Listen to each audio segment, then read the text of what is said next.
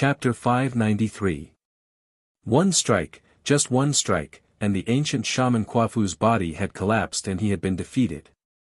His bloody palms and cracked body proved that he had lost to Yi Xian in terms of physical strength. Quafu's eyes were bloodshot as he roared at Yi Xian, "No, impossible, you, what kind of body tempering technique do you cultivate?" It was no wonder that Quafu was so agitated. The shamans were blessed by nature and had the strongest physical body in the three realms. They were born without any means to restrain them, and no one was their match in close combat. Moreover, the shamans were born without a soul, and so-called soul attacks were useless against them. It could be said that they were the strongest race in the three realms. However, there were gains and losses in this world. The shamans were powerful, but because they were born without a soul, they could not produce a saint. This was the only regret of the shamans. But what had happened today? His physical body, which Quafu was most proud of, was defeated. Not only was his opponent's cultivation lower than his, but he was also an immortal. How could Quafu accept that he was completely defeated in a physical confrontation? Unfortunately, Quafu didn't know that Yi Xian cultivated the undying immortal scripture and had even obtained a taboo page. He walked the path of using strength to prove his Tao, and the origin immortal body he cultivated was about to reach large success. As everyone knew, there were three paths to becoming a saint. Proving one's Tao through strength was the most difficult path, but the benefits were obvious. Whether it was in terms of divine ability or physical body, they could be called the strongest. How could a mere ancient shaman's body compare to Yi Xian's? Yi Xian's terror was obvious to all. Even Duo Bao Rulai was watching solemnly. As a peak existence in the ninth heaven of Daoyuo, he was only one step away from becoming a sage-to-be. But when he saw the terror of Yi Xian's physical body, fear flashed through his eyes. The most important aspect of the shaman race was the physical body. Quafu's physical body had suffered a calamity, causing him to be heavily injured. Even if he still had the strength to fight Yi Xian, the only outcome for him when facing Yi Xian's origin immortal body was death. "Since you're her big brother, I won't kill you today. You can go now." Yi Xian put his hands behind his back and did not press the attack. He seemed to be saying something very casual, but Quafu's expression changed greatly. He looked at Yi Xian with a gloomy expression. "Yi Xian, I have to say that you're not what you used to be. I'm no match for you. But let me give you a piece of advice. Even if you force Xiao Yi to stay here today, it will only bring you great terror." Quafu's cold and deep voice was a warning to Yi Xian. Quafu was not boasting, nor was he trying to intimidate Yi Xian. He was no match for Yi Xian, but it did not mean that the shamans were no match for Yi Xian. The ancient shamans were blessed by nature. The strongest were the 12 ancestors of shamans. They were not afraid even in the face of a saint. Below them were countless ancient shamans. How could Yi Xian be a match for the shamans? Hearing Quafu's words, the guests' expressions changed slightly. The immortals of the celestial court turned pale. Obviously, they understood the meaning of Quafu's words. The shamans were not to be trifled with. Unfortunately, Yi Xian did not seem to hear Quafu's warning. He just looked at Quafu with a profound look in his eyes and walked slowly toward him. "Do you still remember the great tribulation of shamans and demons?" A strange and cruel smile appeared on Yi Xian's lips. He leaned forward and looked down at Quafu. Only the two of them could hear his voice. In the eyes of outsiders, Yi Xian's lips were only moving slightly. They did not know what he was saying to Quafu. The great tribulation of shamans and demons. Quafu's expression changed. He could not help but recall the terrible catastrophe of the great tribulation of shamans and demons. He immediately looked at Yi Xian and said, "Yi Xian, what do you mean?" "Ha!" Yi Xian smiled. But in Quafu's eyes, his smile was extremely ferocious and made his hair stand on end. "Come, take a look at my subordinates of the celestial court. Yi Xian chuckled, but his eyes flashed with a sinister light. From the beginning to the end, Qua Fu didn't understand the meaning behind Yi Xian's words. However, he still unconsciously looked towards the immortals of the heavenly court. When Qua Fu saw the immortals of the heavenly court, he was puzzled at first, but his eyes were filled with fear, as if he had thought of something terrifying. Most of the immortals of the celestial court and the tribe of Jia were otherworldly immortals, who were also known as demon cultivators. Shen Gongbao's true form was that of a leopard, and the goddess of golden spirit and the goddess of stone, but none of them had a human body.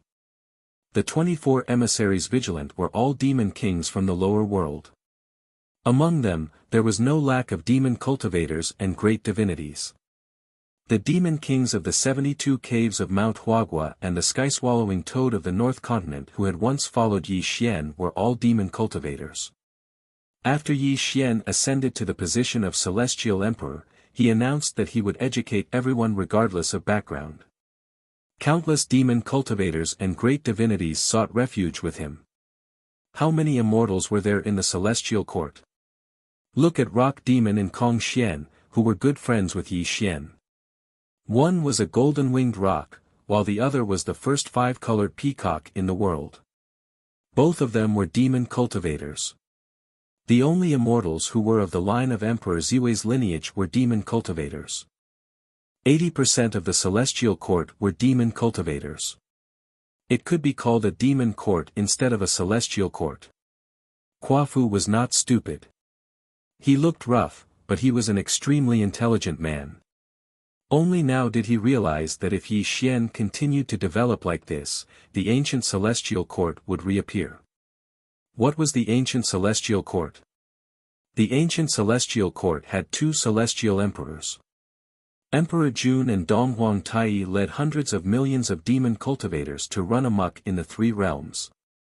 They even started the Great Witch Demon Tribulation for the demon cultivators and the wizard tribe. In the end, both sides suffered great losses. The wizard tribe had to withdraw from the 3 realms and return to the wizard tribe's ancestral land to recuperate. Because of the Great Witch Demon Tribulation, the ancient celestial court was destroyed. Hundreds of millions of demon cultivators were left without a leader. Until now, no one had been able to unify the demon cultivators. However, the celestial court established by Yi Xian had a vague outline of the ancient celestial court. Yi Xian, what do you want to do? Qua Fu asked in a trembling voice. His eyes were heavy. If the wizard tribe knows its place, the celestial court and the wizard tribe will be able to coexist peacefully. However, if the wizard tribe insists on making things difficult for me, perhaps the Great Witch Demon Tribulation will start again in the future. Yi Xian smiled. However, his smile was extremely sinister. Clearly, he was not joking. After all, there was nothing in the world that Yi Xian did not dare to do. If the wizard tribe thought that Yi Xian was easy to bully, then the second Great Witch Demon Tribulation would really happen. You. Qua Fu's face was as dark as water. He wanted to refute Yi Xian, but he also wanted to angrily rebuke Yi Xian for being too arrogant. You are just a grand heavenly immortal. Compared to the wizard tribe, the celestial court was even weaker. How dare you, Yi Xian, speak such arrogant words? Chapter 594. However, Qua Fu did not say what he was thinking, because when he saw Yi Xian's fierce eyes, his heart trembled slightly. He could not help but recall the legends of Yi Xian's journey. Yi Xian had been a little primordial unity Xian immortal to become the master of the 3 realms today. He had also improved the strength of the celestial court to such a level. This was definitely a legend. Although the celestial court could not be compared with the Wu tribe now, what about the future? If Yi Xian could really lead hundreds of millions of demons, he might really be able to recreate the horror of the ancient celestial court. This was not a fantasy, but something very likely to happen. Some people might say that the Wu tribe could totally destroy the celestial court, but don't forget that the sages of heaven and earth were present, and the 33rd celestial court was created by the way of heaven. If the Wu tribe really dared to start a war against the celestial court now, the sages would definitely take action, which was definitely not something the Wu tribe wanted to see. Yi Xian was very organized and would never put himself in danger, which was why he wanted to seek the celestial emperor's support. Remember my words, you can go now. Yi Xian smiled and suddenly turned to leave. No one knew about the conversation between Yi Xian and Quafu, but the guests were surprised to find that when the two finished talking, Quafu's face was solemn, as if he had experienced something very bad. Rumble. Wizard light bloomed and rushed into the sky. In the surprised eyes of the guests, Quafu did not say anything else and was obviously about to leave. Xiao Yi, take care of yourself. High in the sky, Quafu took a deep look at the fairy of Guanghan and let out a long sigh. Then he turned into a wizard light and disappeared from the celestial court. Brother. She didn't know what Yi Xian said to Quafu to make him leave just like that. However, she felt guilty towards Quafu. She was the one who begged Quafu to bring her to see Yi Xian, but in the end, she left alone with heavy injuries. Are you willing to marry me? Yi Xian slowly walked over, his eyes looking straight at the fairy of the moon as he spoke in a serious voice. Looking at Yi Xian's gentle eyes, the moon fairy bit her lips. Because Yi Xian was the only man she loved, how could she not be willing? However, even if she was willing, the witch tribe would never allow her to marry Yi Xian.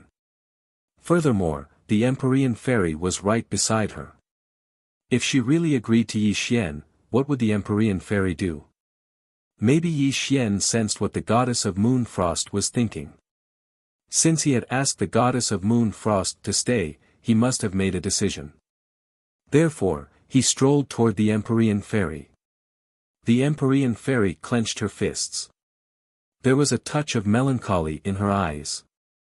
Her heart was slightly sour because she had already seen Yi Xian's purpose and knew what Yi Xian wanted to say to her.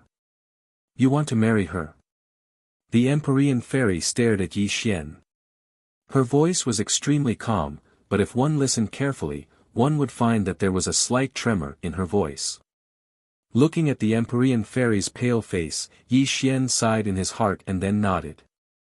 He looked directly at the Empyrean fairy and said without any evasion, today is supposed to be our wedding day, but since she is here, I must give her an explanation. Therefore, I must marry her. What about me? The Empyrean fairy laughed self-deprecatingly, should I leave now? I've said it before. Today is our wedding day. Although I will marry her, I will also marry you, Yi Xian said calmly. One dragon and two phoenixes. The Empyrean fairy gritted her teeth and looked at Yi Xian with a complicated expression. She said coldly, do you think I will agree? I'm not asking for your opinion. I'm telling you a fact. Whether you agree or not, I will marry both of you today, Yi Xian said calmly. Ha! Yi Xian, don't you think you're being very overbearing and unfair to me? The Empyrean fairy clenched her fists as her body trembled uncontrollably. The Empyrean fairy had never thought that two women would serve one husband. She could not accept this and was questioning Yi Xian in a low voice. Perhaps it's unfair to you, but it's also unfair to her. I can only make it up to you in the future. Yi Xian knew that his words were hurtful, but his union with the Empyrean fairy was an exchange of benefits. The two of them had not known each other for long. If not for their union in the world of yin and yang, all these things would not have happened. To put it bluntly, the Empyrean fairy was willing to marry Yi Xian because she had lost her virginity to him. The most important reason was that Nuwa had once told her that Yi Xian was very likely to be the seventh heaven's destined saint. To Yi Xian, the Empyrean fairy was born from the essence of heaven and earth. She was also the legendary Xiantian Dao. Her roots were also tied to the Nuwa palace. In Yi Xian's eyes, their union was only an exchange of benefits. He did not feel guilty, nor did he ask for the Empyrean fairy's opinion. This was because Yi Xian was just like that. He would never lower his head to a woman, not even the Empyrean fairy. Alright, even if I agree to marry you, Yi Xian, I want to ask you, who will be the celestial mother? Although the Empyrean fairy had not known Yi Xian for a long time, she could tell that Yi Xian was a man of his word. No one could change his mind. This made her ask the most important question. Yes. If Yi Xian married two people, who would be the celestial mother of the celestial court? This was an unavoidable question. I'm the saintess of the witch tribe, but I can't be the celestial mother of the celestial court. Sister, you don't have to worry. However, I have a few things to say to you in private. The moon fairy strolled over and looked gently at the Empyrean fairy. Alright, I also have something to say to you. The Empyrean fairy nodded and took a deep look at Yi Xian. Then, the two women left together. No one knew what they were talking about. Watching the two women leave, Yi Xian frowned slightly but did not say anything. However, the atmosphere in the fairy pool was extremely strange. Everyone looked at Yi Xian with envy. Obviously, Yi Xian's actions were extremely bold. He even wanted to marry two fairies. This was a great fortune and everyone was jealous of him. A worthy younger brother, listen to my advice. You can't marry the moon fairy. Kong Xian sent a secret message to Yi Xian with a frown. Kong Xian was the first five-colored peacock since the creation of the world. He was an extremely powerful figure at the peak of the Daluo realm. Although he had not become a sage-to-be, he knew the terror of the witch tribe very well. This was because Kong Xian had personally witnessed the terror of the witch tribe's calamity. No one knew the power of the witch tribe better than him. If Yi Xian really married the moon fairy, it would definitely bring him a lot of trouble. Chapter 595. Not to mention the entire Wu tribe, just the ancient great witch, De Yi, had killed 9 golden crows with a bow and arrow during the Great War of the Wu tribe. At that time, De Yi's cultivation was already at the peak of the Daluo realm. After so many years, he might have already become a sage-to-be. The people of the desolate era all knew that the person De Yi loved the most was the Guanghan fairy. If he knew that Yi Xian had married the Guanghan fairy, how could De Yi let Yi Xian off? As mentioned before, there were different levels of sage-to-be. The sorcerer tribe sage-to-be was absolutely terrifying. Whether it was his cultivation or his physical body, it was unimaginably terrifying. At this moment, although Yi Xian's combat strength could sweep through the golden immortal realm, he definitely wouldn't be a match for a terrifying figure like De Yi. If he were to bring about a fatal disaster, wouldn't the gains not make up for the losses? Hearing Kong Xian's announcement, Yi Xian shook his head slowly. He naturally knew what Kong Xian was worried about. However, once Yi Xian made a decision, he would not change it easily. Moreover, along the way, Yi Xian had faced too many people whose cultivation was higher than his. However, in the end, weren't all of them trampled under his feet to achieve his current status and cultivation? Running away was not the path that Yi Xian wanted to take. Only by moving forward fearlessly was his path. He could only become stronger through continuous training. If he did not dare to get the woman he wanted, it would be a great humiliation for Yi Xian. Time passed quickly. After half a day, the two women returned. However, what surprised everyone was that the two women did not have any hostility. Instead, they walked towards Yi Xian while chatting and laughing. Yi Xian, we sisters are lucky to have you. The Empyrean fairy smiled and teased. She did not have the slightest dissatisfaction from before. This made Yi Xian stunned. He did not know what the two women were talking about. However, Yi Xian did not ask the two women. Obviously, this was a secret between the two women. Even if Yi Xian really asked, he would not get the answer he wanted. What happened next was simple. The wedding continued, but with the addition of the moon fairy. Amidst the congratulations of the guests, the celestial music was played again. Yi Xian and the two women bowed to each other and drank cross-cupped wine. The Jade Lake banquet lasted for half a year. The celebration was extremely festive. Fine wine was constantly delivered. The immortals of the celestial court and guests toasted Yi Xian and the two women. This made the atmosphere of the wedding reach its peak. The more he drank, the more intoxicated Yi Xian seemed to be. His handsome face was slightly flushed red, and when the Jade Lake feast came to an end, the guests all bid their farewells and left. Amidst the jeering of the immortals of the heavenly court, Yi Xian and the two girls returned to the bullfighting palace. In the bullfighting palace, the red flowers covered the ground and the candlelight was hazy. The immortal officials and fairies had already prepared a bridal chamber for Yi Xian and the other two. The two girls smiled sweetly at Yi Xian and returned to their own rooms, leaving Yi Xian alone in the bullfighting palace.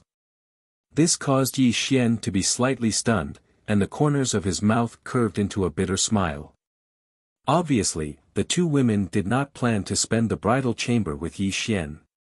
The so-called beautiful scene of two phoenixes and one dragon was even more impossible. This made Yi Xian slightly disappointed. Yi Xian was also a man. Naturally, he had the desires of a man. Facing the two immortals of the three realms, he naturally had some of the evil thoughts of a man. However, the two women did not give him this opportunity. A difficult problem was placed in front of Yi Xian. Yi Xian needed to make a decision himself. Should he go to the Empyrean Fairy? Or should he go to the Moon Fairy?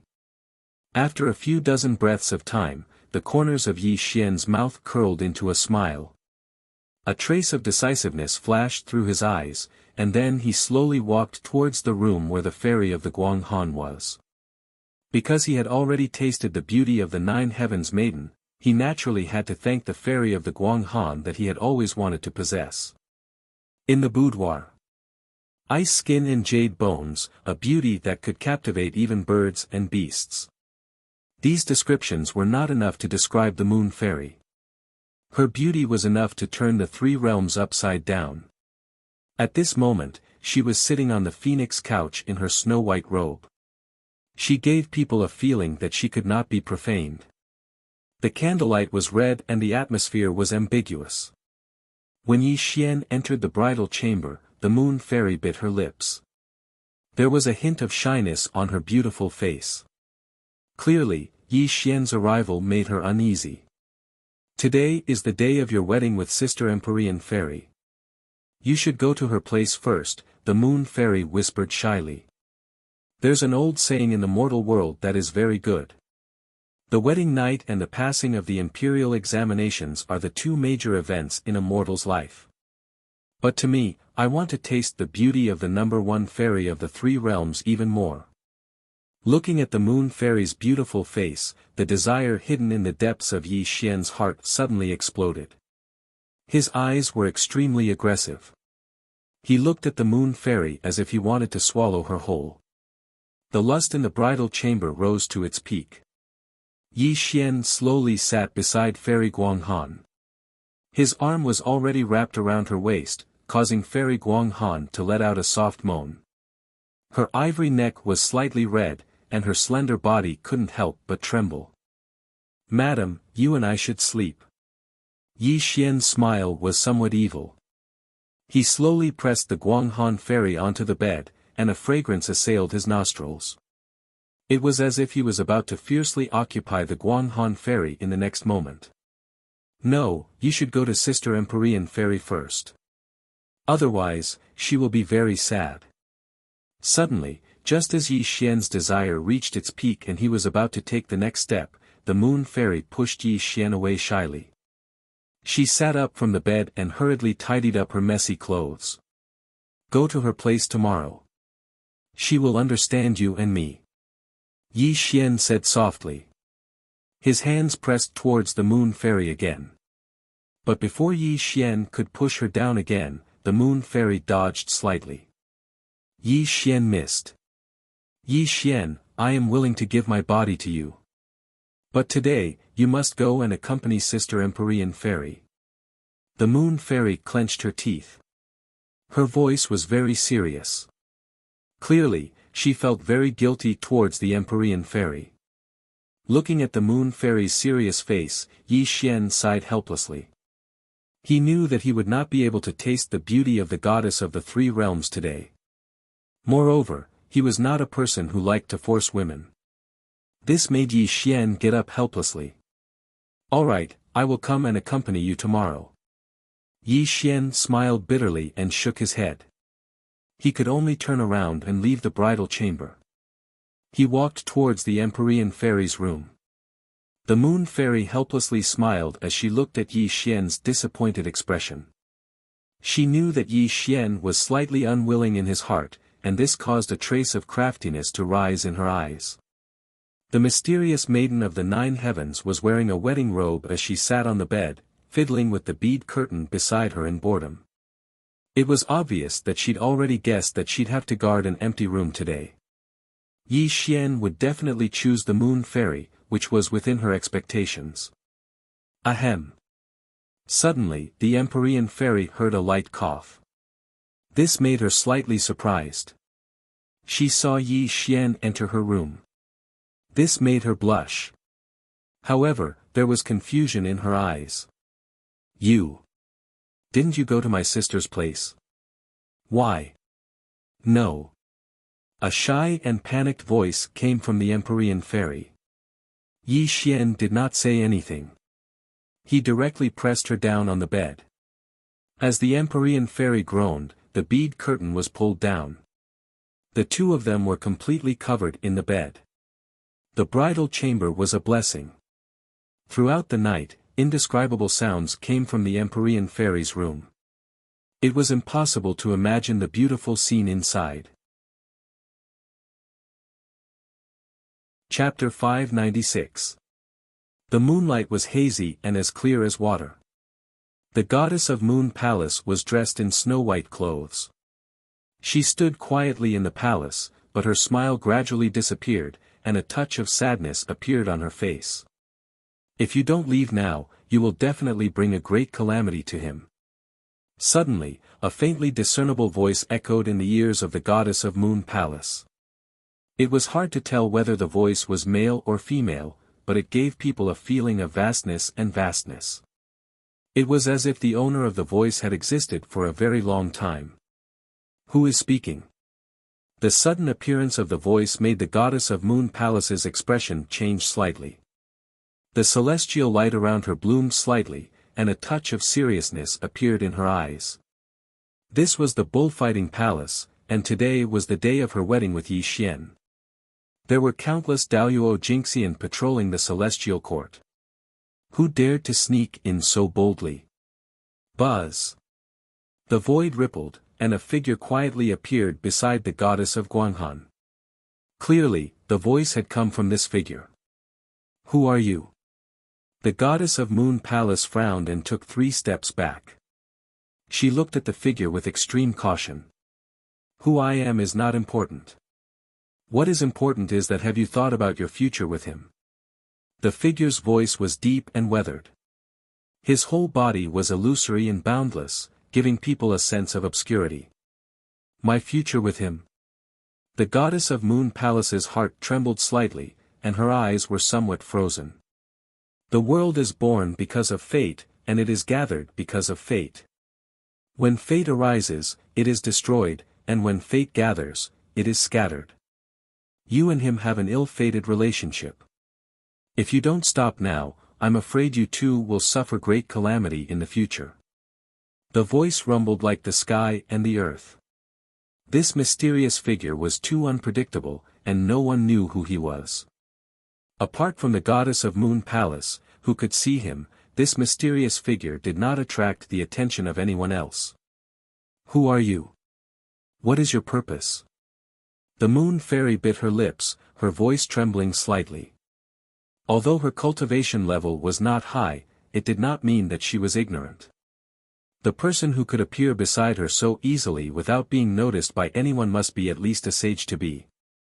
After all, the celestial court already had Rock Demon and Kong Xian at the peak of the grand heavenly realm. Yi Xian was even in the bullfighting palace, yet he did not notice this person's appearance. This person's cultivation was simply unimaginably terrifying. The heavenly Tao is traceless and all laws return to one. I'm just an idle person in this world. It doesn't matter if I don't tell you my name. As for whether you're willing to listen to me, it's up to you. The mysterious figure sighed, and his illusory body gradually dissipated, as if he had never appeared in front of the moon fairy. The moonlight was like water, hazy and illusory. The self-proclaimed old Taoist disappeared without a trace, but his words still echoed in the ears of the fairy of Guanghan. This made the fairy of Guanghan struggle bitterly. She did not come to her senses for a long time. The fairy of Guanghan did not know if the old Taoist was right, but she knew that she was the saintess of the sorcerer tribe. She could not stay by Yi Xian's side, because it would bring disaster to him. A touch of determination flashed across the fairy of Guanghan's eyes. Just as the old Taoist said, if she stayed by Yi Xian's side, she would only bring endless trouble to Yi Xian. Regardless of the attitude of De Yi or the sorcerer tribe would never allow her to be with Yi Xian, because she was the saintess of the sorcerer tribe. This was the most important reason. Yi Xian, I'm sorry. I really can't stay by your side. This is not only for your own good, but also for our future. I believe that you will definitely become a saint. Perhaps only then can we truly be together. The fairy of Guanghan murmured bitterly. A line of clear tears flowed down her cheeks.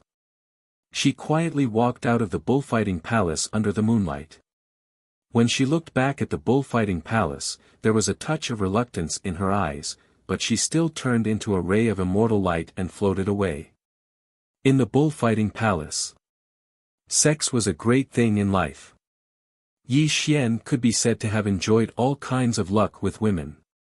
He also brought the Empyrean fairy a wonderful feeling in bed that she had never experienced before.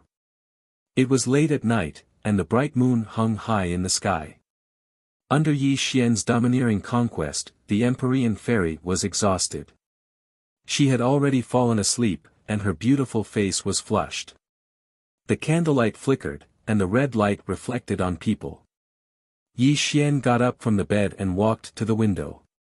He seemed to see the back of the fairy of Guanghan in the distance. A touch of confusion, a touch of sorrow. Yi Xian's eyes were slightly complicated and deep. You still left.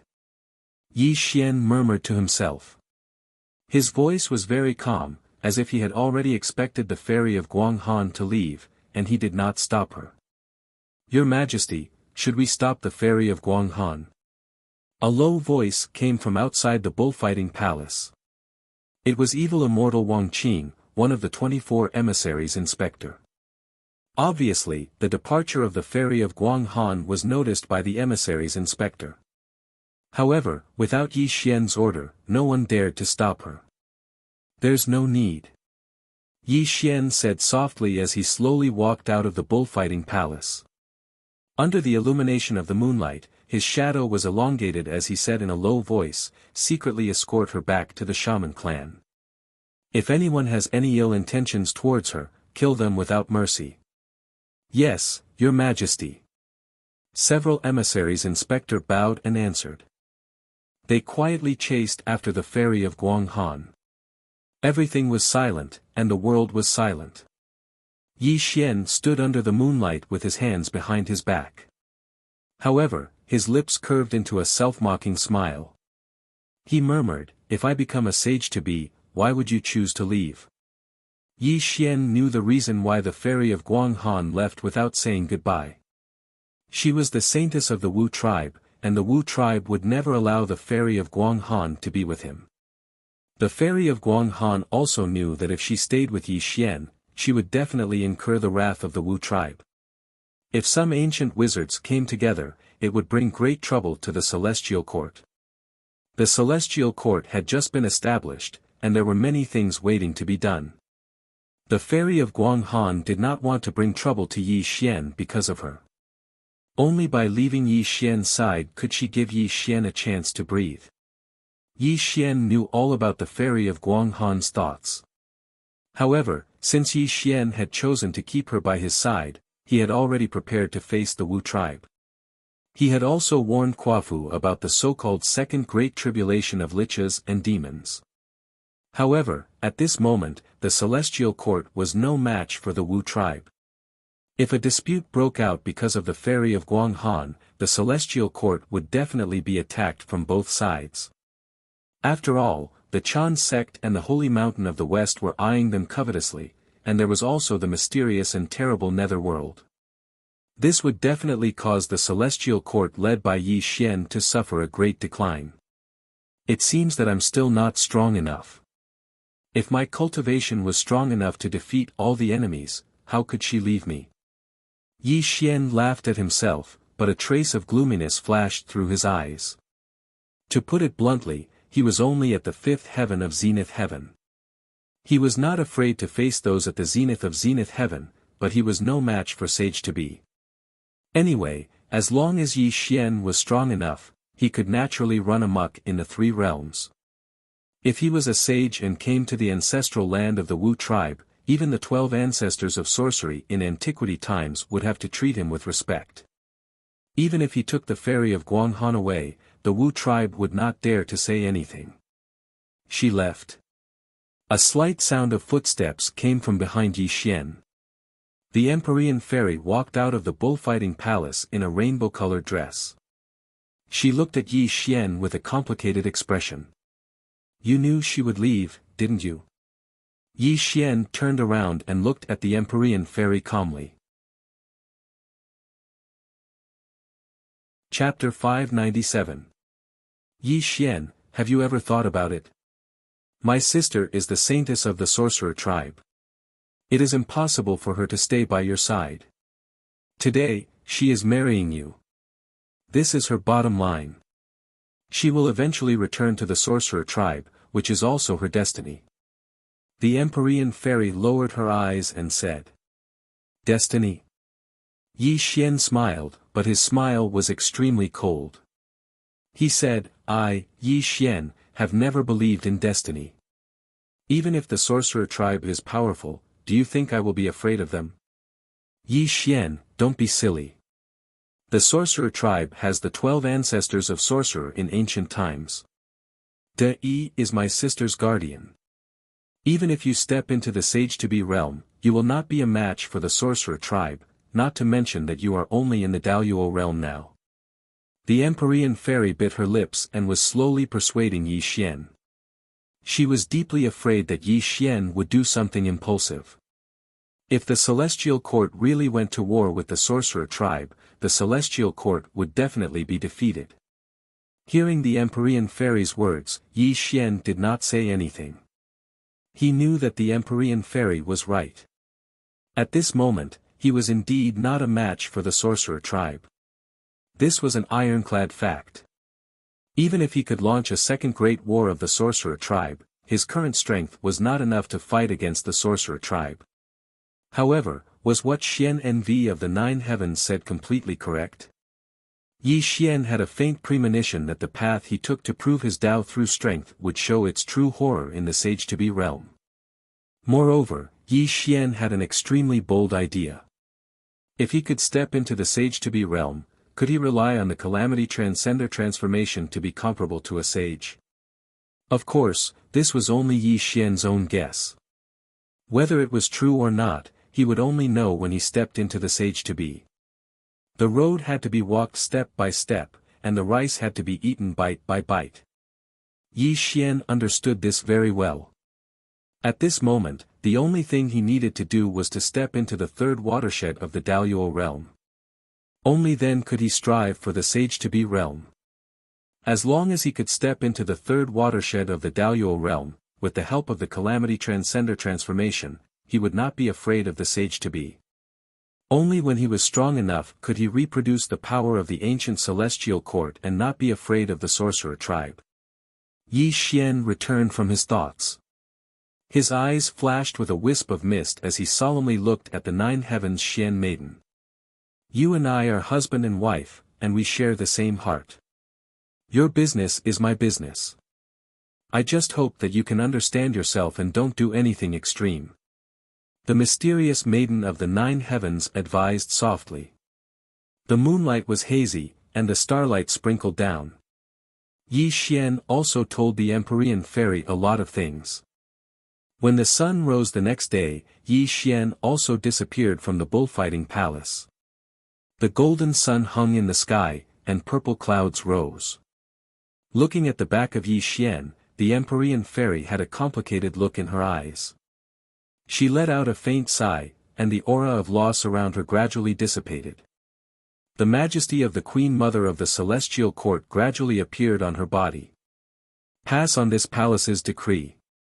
The Celestial Emperor will be in seclusion for 30,000 years.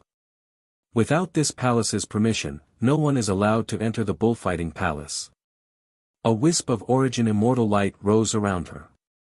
The Empyrean fairy wore a phoenix coronet and robes, and her majesty reverberated through the 33 layers of the Celestial Court, causing the bells of the Celestial Court to ring loudly. In the Lingxiao Hall, the Empyrean fairy sat on the phoenix throne.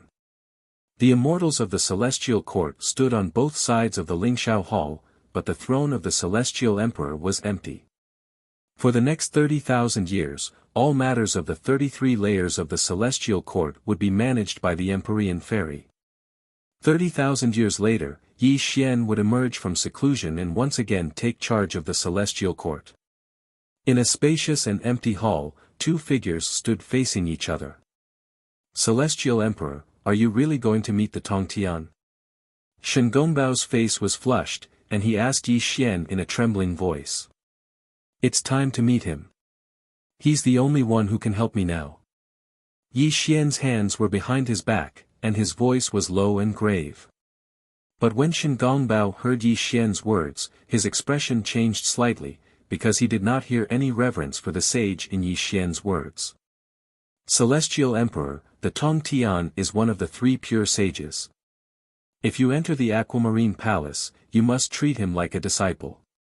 You must not speak like this, Shen Gongbao reminded him vaguely. Unfortunately, Yi Xian did not seem to hear Shen Gongbao's reminder. He looked beyond the 33 layers of heaven, as if he saw someone looking down at him. A smile also appeared on his lips. Let's go, he's already waiting for me, Yi Xian whispered. The Celestial Emperor did not appear, and all things disappeared without a trace. After this day, there was no trace of Yi Xian in the 33 layers of Celestial Court. But no one knew that 2 figures were riding clouds on the ancient starry path leading to the 33 layers of heaven. The stars were spread out in the luminous sky. A compass and a ray of immortal light spread out an ancient green path leading to the mysterious depths of the starry sky. From time to time, meteorites would streak past Yi Xian and Shen Gongbao, making rumbling sounds. Yi Xian strolled on the ancient green path, and Shen Gongbao led the way with the compass in his hand. If they wanted to go to the Aquamarine Palace, only the starry sky compass in Shen Gongbao's hand could guide them. 30,000 years. Yi Xian had set a goal for himself. He wanted to become a quasi-saint in 30,000 years, and he was only at the 5th heaven of Grand Luo. He was still far from this goal, and the only person who could help him now was the Tongtian. The starry sea churned, and the stars were endless. The journey to the Aquamarine Palace was extremely long.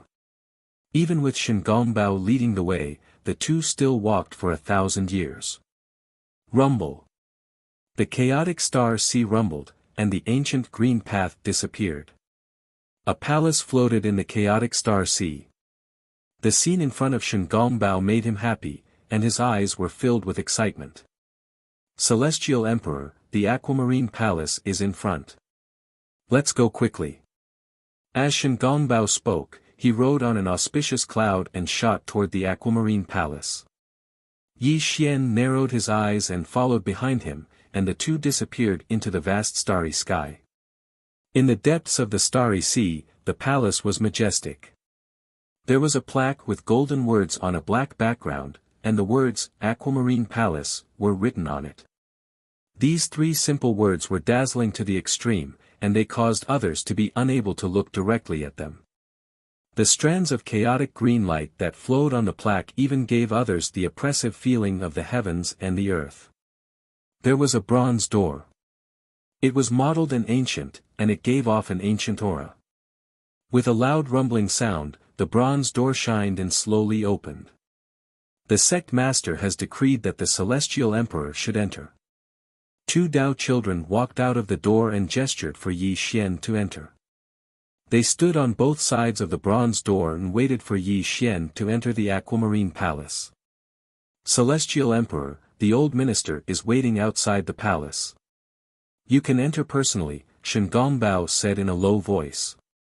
Shen Gongbao reminded him in a low voice and even handed the absolute immortal sword over to Yi Xian. It was obvious that this item was the Grand Master of Heaven's spirit treasure. Now that the 2 of them had arrived at the roaming Jade Palace, they naturally returned this item to the Grand Master of Heaven. Yi Xian held the celestial ending sword in his hand and strolled through the bronze door into the Aquamarine Palace. With a loud rumble, the bronze door gradually closed, and Yi Xian disappeared from the Aquamarine Palace. Chapter 598. Green Touring Palace. All around him, there was nothingness. Only a beam of chaos light was guiding Yi Xian as he strolled forward. From time to time, he would size up the saint's Bodhimanda. However, other than the chaos aura circulating around him, Yi Xian did not see a single living being. Perhaps it was 2 hours, or perhaps it was a year. Yi Xian did not know how long he had been walking in Green Touring Palace until a light bloomed in front of him. A green door appeared in front of his eyes. Buzz! Wisps of chaos aura surged towards him as the green door spun like a whirlpool, as though it led to a mysterious place. It gave off a boundless and vast feeling. Without any hesitation, Yi Xian narrowed his eyes and stepped into the green door. This was because Yi Xian knew that one of the 3 pure ones, the Tong Tian, was inside the door. He was also the only person who could help him now. Whoosh, whoosh. The stream flowed endlessly as a cool breeze blew past. When Yi Xian opened his eyes, he was already in a world of green mountains and clear waters. Birds chirped, flowers bloomed, and the fragrance of grass assailed his nostrils. Ancient pines rose from the ground and from time to time, the chirping of birds could be heard. He saw a clear stream flowing slowly and a straw hut stood in front of him. There was a piece of farmland in front of the straw hut. There was a person in the farmland, but his back was facing Yi Xian. He was waving a hoe and plowing the farmland, preventing Yi Xian from seeing his appearance. Tap, tap, tap. Yi Xian strolled forward. With every step he took, the sound of his footsteps resounded in the world. Even when Yi Xian arrived behind the person was still plowing the land. He had no intention of turning around, as though he did not notice Yi Xian's arrival.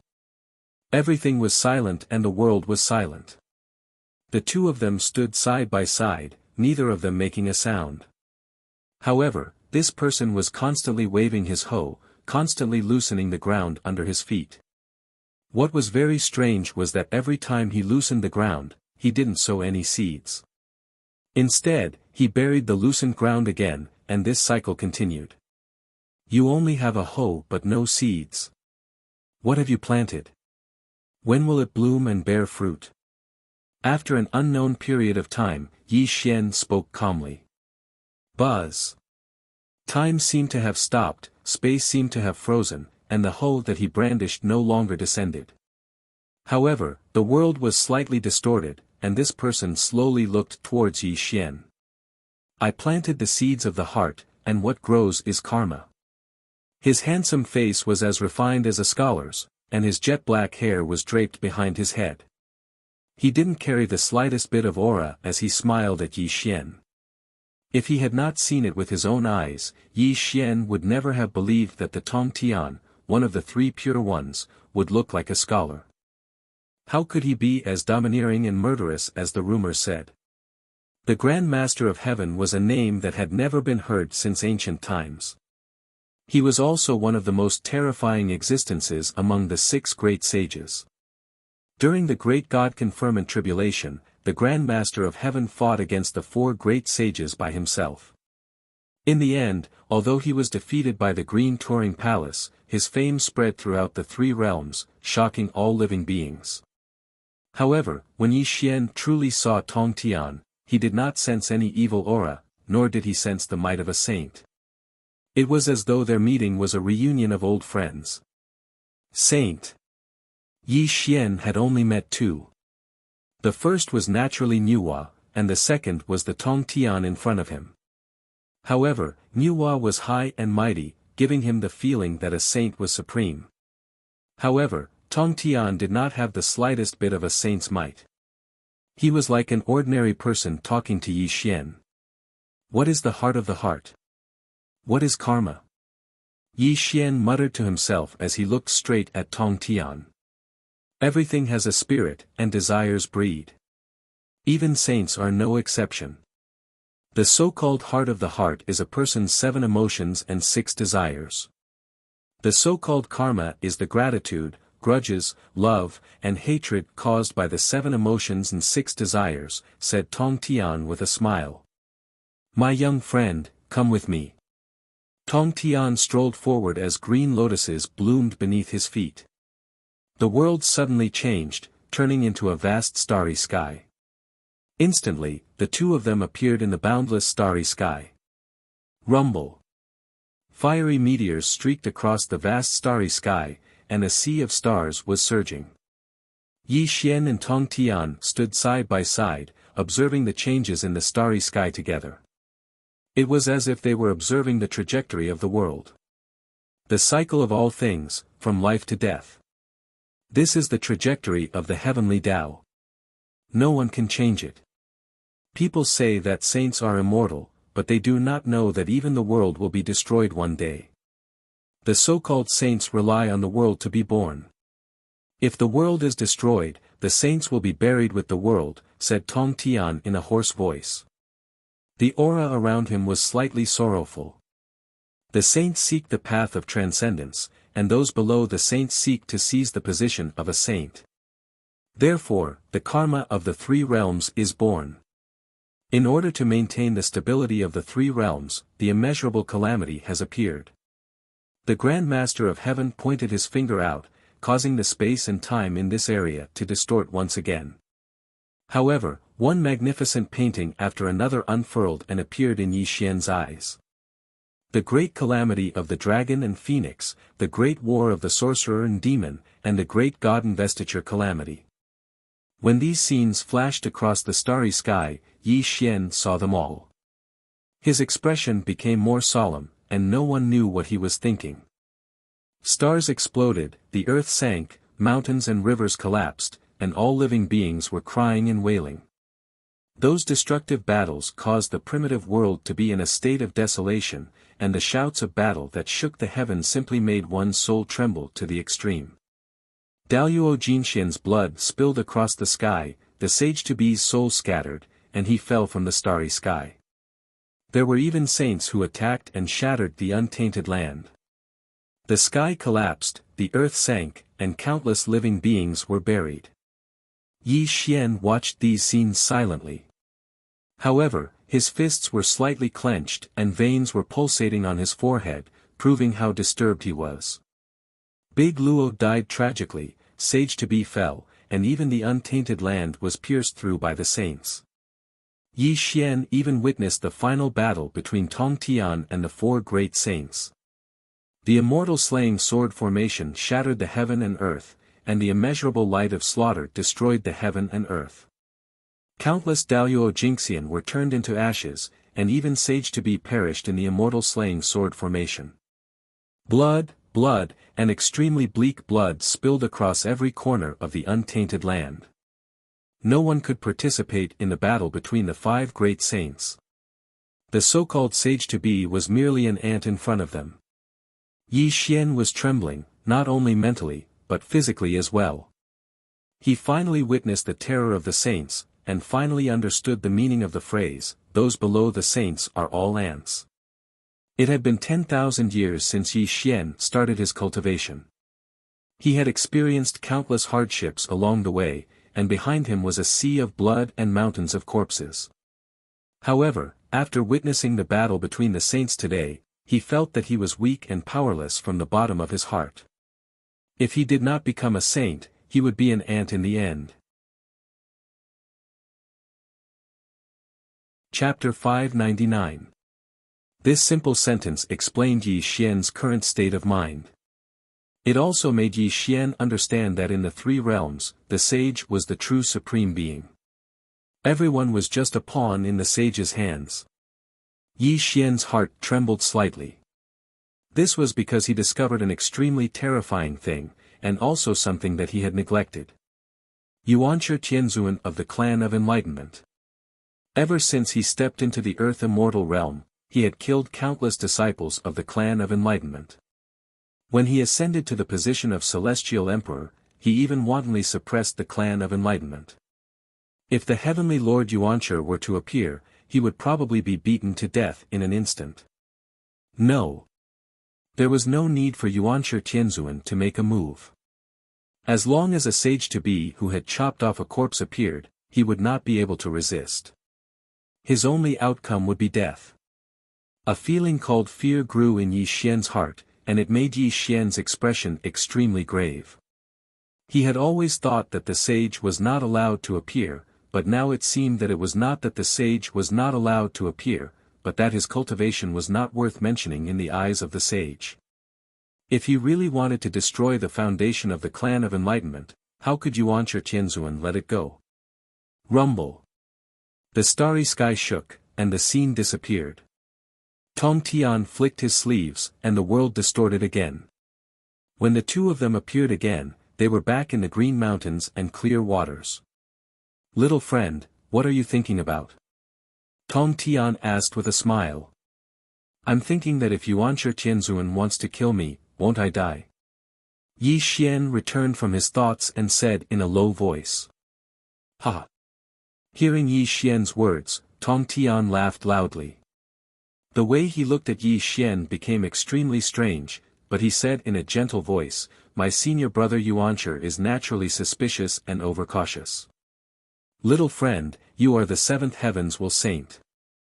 He would not dare to attack you." Heavens will saint. Yi Xian was slightly stunned.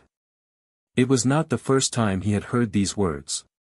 The Empyrean fairy had told him before that Empress Nuwa had guessed that he was the heavens will saint. Now, Tong Tian also said that he was the seventh heavens will saint. How could Yi Xian not be surprised? Looking at Yi Xian's puzzled expression, Tong Tian smiled and said, "There are 7 saint positions in the world, the last one has always been empty. If I'm not wrong, the 7th position.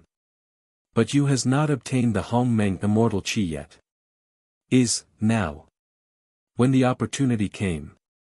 But I'm very curious. After obtaining the Hongmeng Immortal Qi, what kind of merit will you rely on to become a saint?" Tong Tian muttered to himself. He looked at Yi Xian with a strange expression.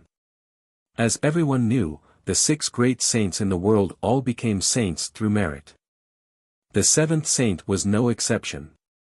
As long as Yi Xian obtained the Hongmeng Immortal Qi and had great merit, the way of heaven would send down the golden light of merit, which could make Yi Xian become a saint immediately. This was also the process of the 7th saint's appearance. At the beginning of the untainted land, the 3 pure ones established their sects and became saints. It was the same for Xuandi's reception. Empress Nuwa mended the heavens and created humans. She had great merit, which made the 6 great saints. However, the current 3 realms wasn't in the early years of the Great Desolate Era, so there wasn't any great merit that could be given to Yi Xian.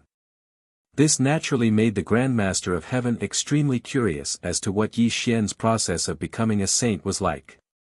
Hearing Tong Tian's words, Yi Xian did not say anything. This was because he did not believe that he was the 7th heaven ordained saint. This was because he walked the path of strength. It had nothing to do with becoming a saint through merit. However, Yi Xian was very puzzled. Why did Nuwa, Tong Tian, and the other great saints all think that he would be the seventh saint? However, Yi Xian did not ask this question.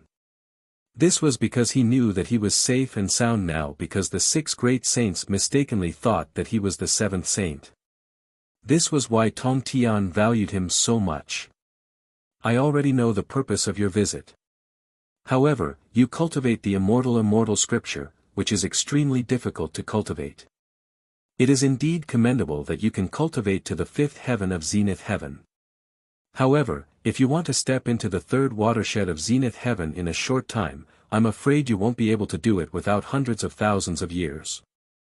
Tong Tian smiled. He did not need Yi Xian to tell him the purpose of his visit. He knew that Yi Xian was here for his own cultivation. Sect Master, please grant me my wish.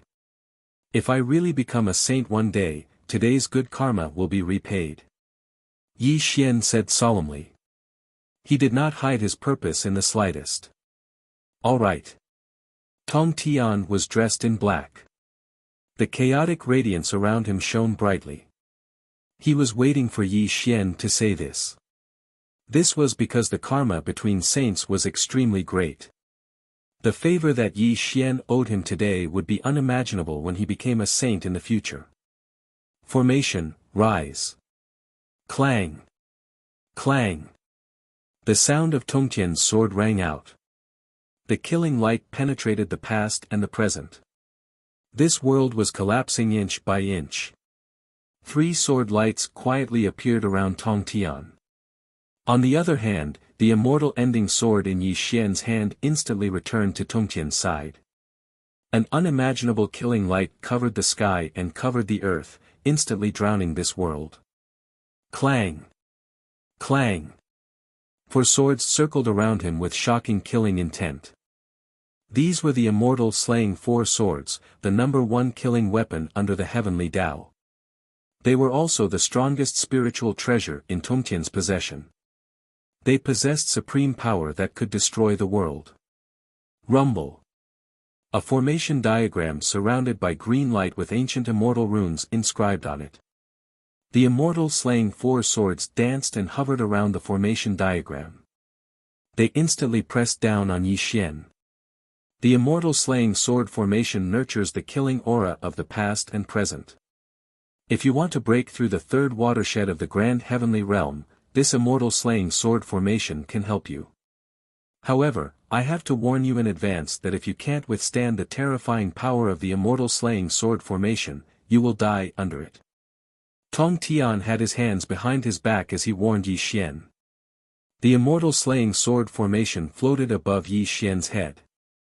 The killing green light fell and covered Yi Xian's entire body. Please grant my wish, Sect Master. Yi Xian said in a low voice. Since he'd chosen to meet the Grand Master of Heaven, he was already prepared. No matter how much pain he suffered, he had to quickly step into the 3rd watershed of the Golden Immortal Realm, because only by stepping into the 3rd watershed of the Golden Immortal Realm would he have the confidence to face a quasi-saint. All right. Tong Tian smiled and pointed his sword finger at the immortal slaying sword formation. His cold voice also echoed in Yi Xian's ears. The immortal slaying sword formation is a primordial treasure. It nurtures endless killing power. How much you can absorb will depend on your ability. However, I hope you will know your limits. Rumble. The immortal slaying sword formation glowed. Strands of killing green light completely drowned Yi Xian. Yi Xian also spat out a muffled groan. His handsome face began to distort. Clearly, he was enduring unimaginable pain. The immortal slaying sword formation has endless power. Let me see if you can withstand the power of the immortal slaying sword formation. Are you the 7th heaven's destined saint? The Grand Master of Heaven's smile disappeared, and his expression became extremely solemn. He looked at Yi Xian with eyes that contained an extremely great amount of hope. Chapter 600. When the four immortal slaying swords were used together with the immortal slaying sword formation, it had a terrifying power that could shock the heavens and make ghosts and gods weep. This was not just a saying, but a reputation that was gained through killing. This killing treasure shone brightly in the hands of Tong Tian, and he even fought against the four sages with the four swords. The number one killing treasure under the heavenly Tao, Eternal Mountain, proved how terrifying the four immortal slaying swords were. The power contained in it was simply unimaginable. Yi Xian gave himself a deadline of 30,000 years. His only goal was to step into the quasi-sage realm within 30,000 years. However, it was easier said than done. As mentioned before, Yi Xian was in an extremely awkward situation at the moment. His cultivation was at the second watershed of the Grand Heavenly Realm. Under the amplification of the Tribulation Transcender transformation, he could sweep through the Grand Heavenly Realm. He could be said to be invincible in the same realm. Correspondingly, even if Yi Xian used the Tribulation Transcender technique to devour Daluo Jingxian, it would be a drop in the bucket for the growth of his cultivation. Unless he could devour a quasi-sage, then his cultivation would increase by leaps and bounds. Although Yi Xian could sweep through the Grand Heavenly Realm, he was no match for a quasi-sage, let alone devouring a quasi-sage's cultivation. This was also the reason why he was in an awkward situation. If he wanted to quickly step into the third watershed of the Grand Heavenly Realm, besides the Tribulation Transcender technique, the so-called Golden Core Immortal Peach was useless to him. Even Yi Xian had eaten a ginseng fruit before. However, he walked the path of strength, and the cultivation required was not something an ordinary Daluo Jingxian could compare with. According to the normal cultivation speed, Yi Xian would need at least 600,000 years to step into the third watershed of the Grand Heavenly Realm, and this was calculated based on the number of years he had been in closed-door cultivation. However, this time was too long, and Yi Xian could not wait at all. When his future self appeared in this space-time, a great sense of urgency grew in his heart. He had to step into the quasi-sage realm as soon as possible, so that he could face the great calamity in the future. However, if he wanted to step into the third watershed of the Golden Immortal Realm, then it was utterly impossible for him to rely on himself. He had to rely on external forces, and only in this way would he be able to step into this realm in the shortest amount of time possible. Of course, Yi Xian had no choice but to come to the Green Touring Palace to meet the Tong Tian. It could also be said to be his safest method. This was because Yi Xian believed that the Tong Tian would definitely not harm him. He still needed his leadership to allow the Jie school to rise again. This was also the reason why Yi Xian chose the Tong Tian. Yi Xian had once thought about it. He could go to the Nether Blood Sea to meet the Nether River Patriarch. He could also go to the Fifth Manor to meet the Grand Immortal Jin Yuan. He could even venture into the Northern Underworld Sea to search for the inheritance left behind by the Demon Master Kunpeng. However, Yi Xian did not choose any of these three places because these three choices were not safe.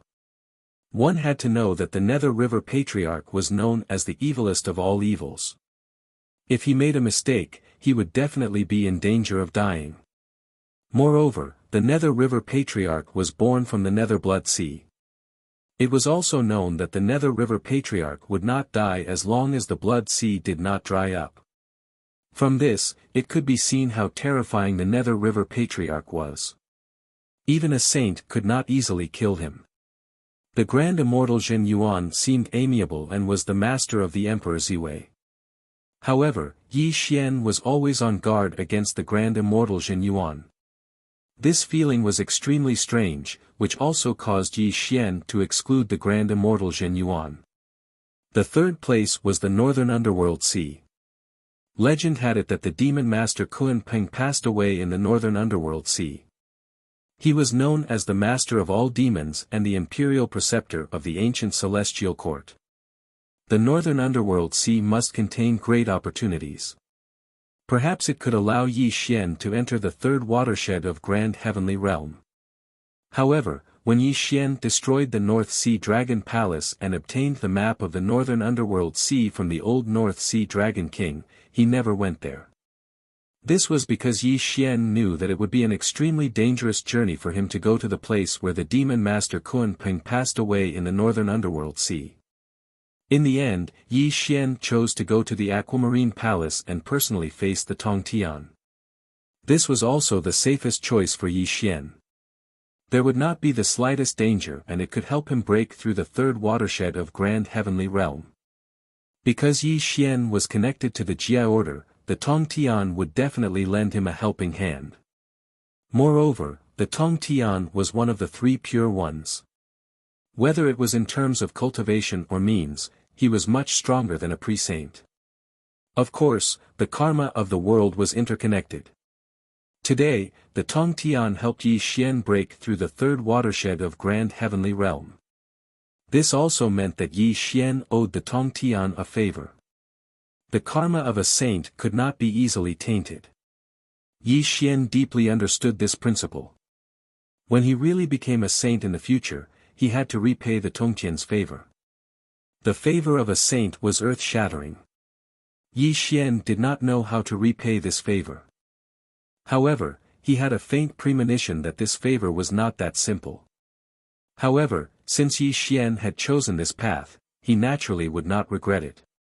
At this moment, he was constantly absorbing the murderous green light of the fairy-slaying sword formation to improve his cultivation.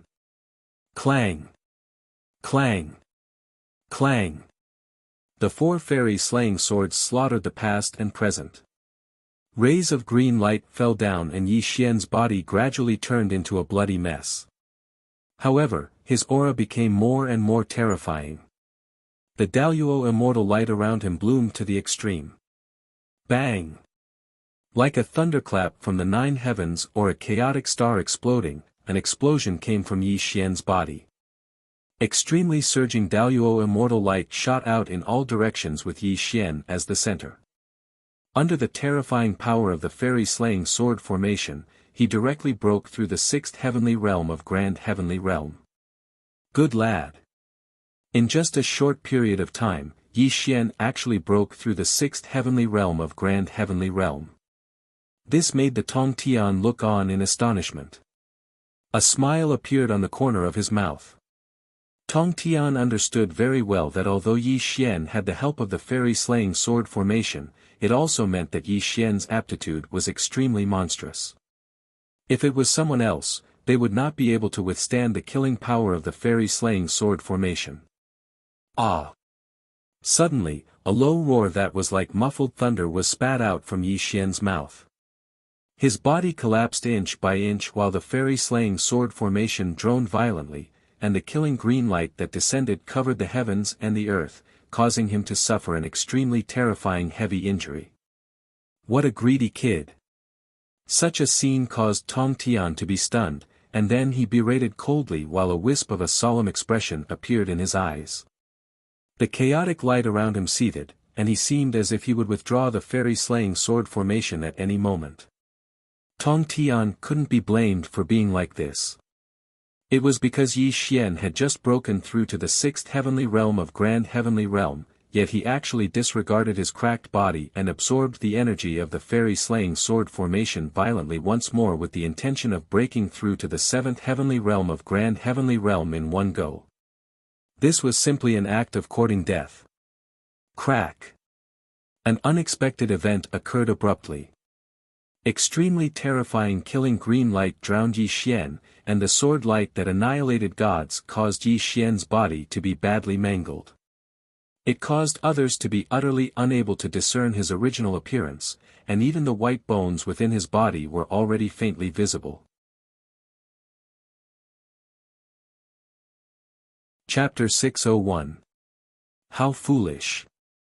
At this point, not only did Yi Xian not stop, but he also absorbed the power of the immortal slaying sword formation even more fiercely.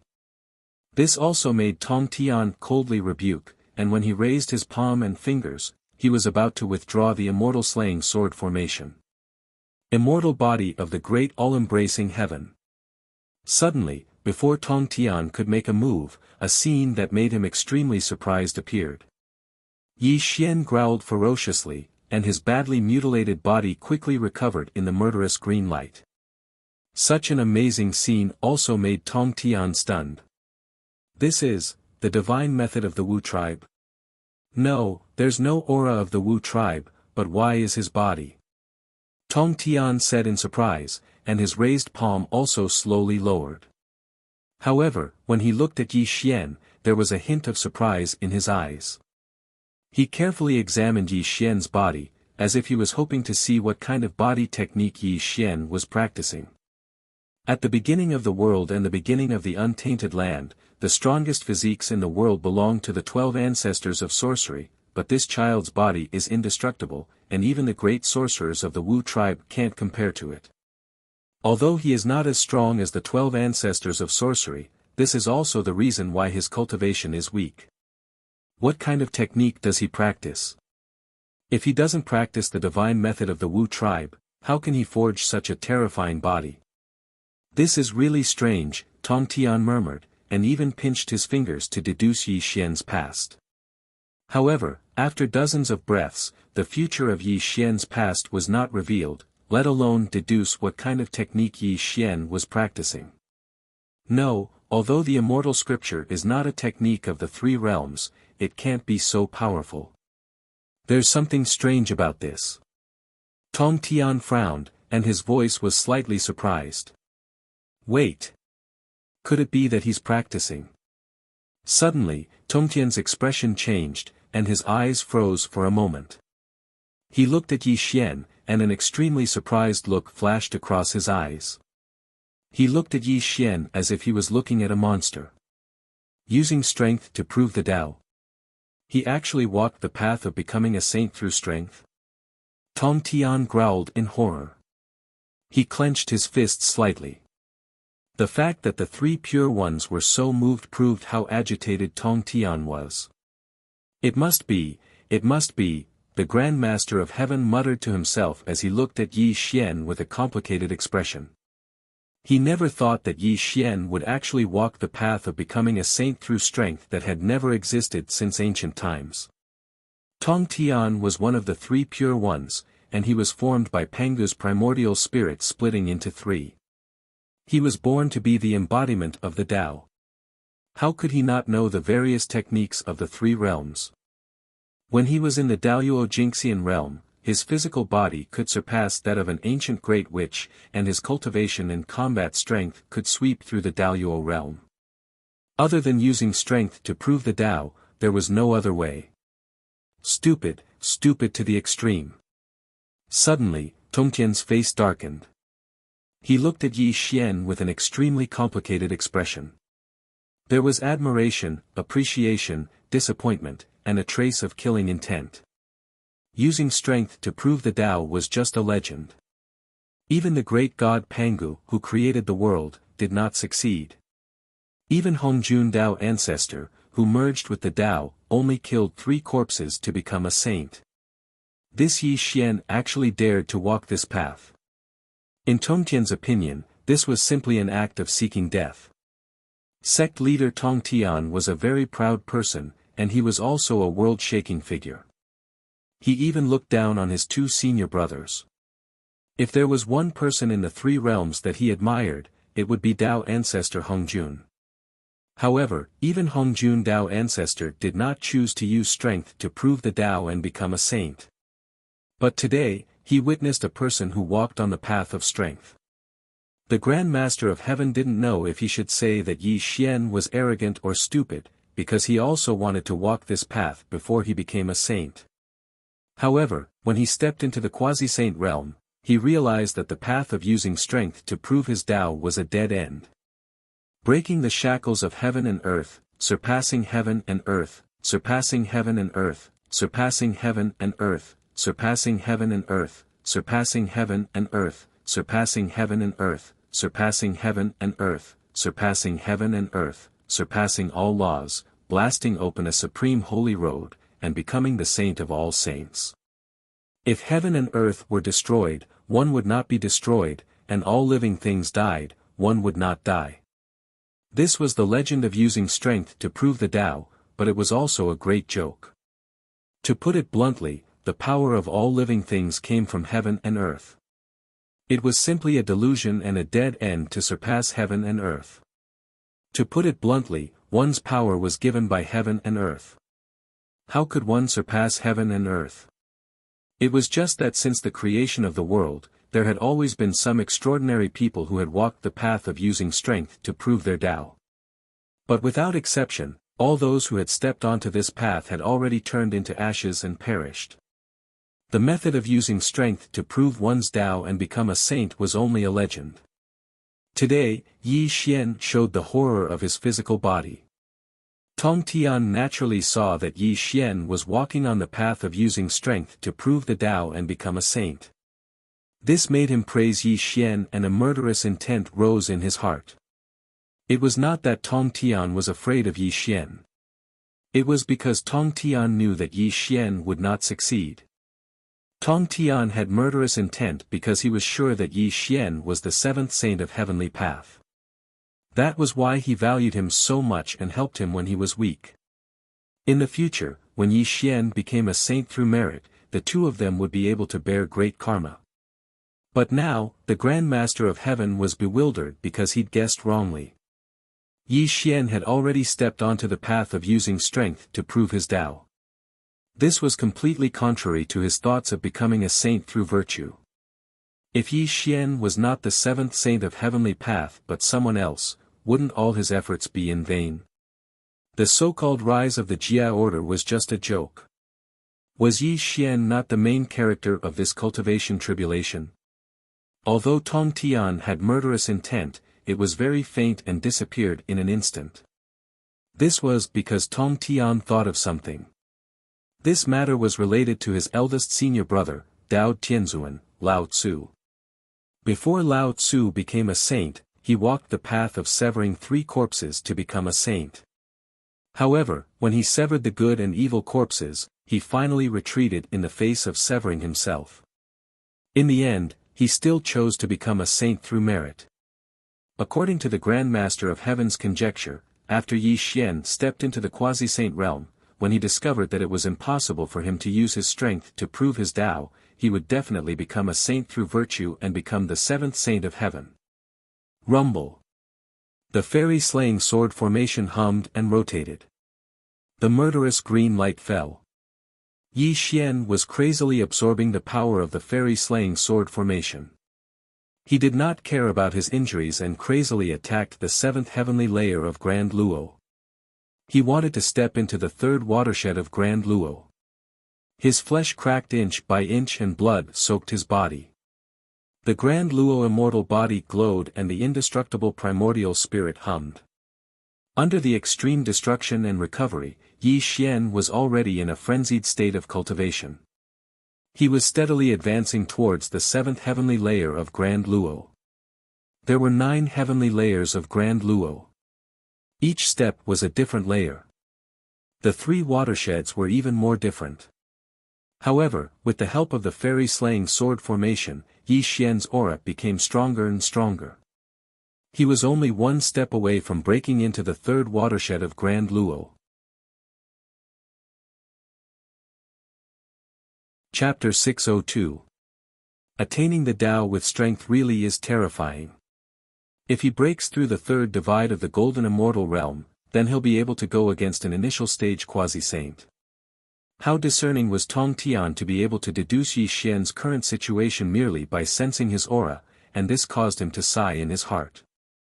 If Yi Xian really walked the path of attaining the Tao with strength in the future, then even if Tao ancestor Hong Jun emerged into the world, Hong Jun would absolutely not be a match for Yi Xian. Even though Tong Tian really admired Yi Xian's courage because he actually dared to choose such a path of no return, he didn't look favorably upon the path Yi Xian took, and he merely admired the terror of attaining the Tao with strength. Rumble. Suddenly, a wave of heaven-shaking explosions sounded out from within Yi Xian's body. His body was glowing, and it was an extreme immortal glow. A strand of terrifying might that seemed like the heavens and the earth was bursting out while a strand of chaotic mist coiled around Yi Xian's body, causing him to seem mysterious and unfathomable. The 7th level of the golden immortal realm. Tong Tian nodded to himself. Only 300 years had passed, yet Yi Xian had relied on the Immortal Eradication Sword formation to step into the 7th level of the Golden Immortal Realm in one go. This sort of cultivation speed was truly terrifying. Suddenly, right when Tong Tian thought Yi Xian would stop after stepping foot into the 7th level of the Golden Immortal Realm, the following scene caused him to be stunned on the spot, and then his expression became extremely heavy. Rumble. Immortal glow of the Golden Immortal Realm rippled through the surroundings while chaotic mist rose slightly. Yi Xian actually didn't stop. He formed the Undying Immortal technique with both hands, causing his entire body to transform into a black vortex that violently absorbed the energy of the Immortal Eradication Sword formation. Obviously, he wasn't satisfied with the 7th level of the Golden Immortal Realm, and he actually intended to seize this opportunity to charge into the 8th level of the Golden Immortal Realm. This kid is so ambitious. Tong Tian frowned slightly. It wasn't because he was pained by the energy contained within the Immortal Eradication Sword formation, but because Yi Xian had just stepped foot into the 7th level of the All-Heaven Realm. At this moment, his cultivation wasn't stable yet he was madly charging into the 8th level of the All-Heaven Realm. This was an extremely dangerous process for Yi Xian. The path of cultivation was to take things one step at a time, and the higher one's cultivation base was, the greater the risk of qi deviation. This was why Daoyuo Jingxian needed hundreds of thousands of years to advance to the next level. Stop it now. If you continue, you will be consigned to eternal damnation. Tongtian's expression was gloomy while chaotic light suffused the surroundings. He wanted to withdraw the Immortal Eradication Sword formation, but Yi Xian was circulating his cultivation technique violently now. If he were to withdraw the Immortal Eradication Sword formation, then the energy within Yi Xian's body would definitely fall into disorder, and it would even cause him to fall into a dangerous situation. Unfortunately, Yi Xian seemed as if he hadn't heard Tongtian's berating at all, and he'd fallen into a frenzied state as he madly absorbed the energy of the Immortal Eradication Sword formation and charged towards the 8th level of the Golden Immortal Realm without the slightest scruple. Pooh! A mouthful of blood sprayed out from Yi Xian's mouth while his countenance instantly turned ghastly pale like paper, and the immortal glow of the Golden Immortal Realm around him was in extreme disorder. Obviously, his cultivation had advanced too quickly, and he was showing signs of qi deviation. Suppress. Tongtian's expression was cold. He pointed a finger at Yi Xian's forehead and immediately suppressed Yi Xian's chaotic aura. Yi Xian also relied on Tongtian's assistance to circulate the Undying Immortal Scripture violently again. His cultivation at the 7th level of the Golden Immortal Realm rose violently.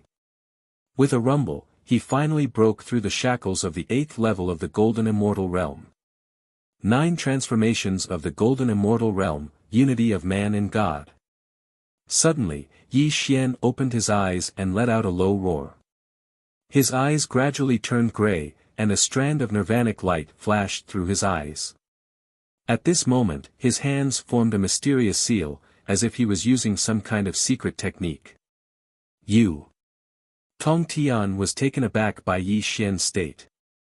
He instantly understood that Yi Xian was relying on him to not only raise his cultivation by borrowing the Immortal Slaying Sword formation, but also treating him as his protector and risking his life to raise his cultivation.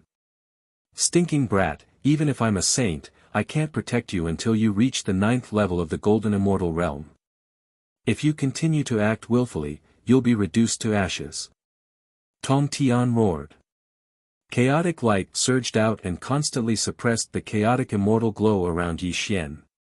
However, Yi Xian was still madly absorbing the power of the Immortal Slaying Sword formation as if he did not hear Tongtian's warning.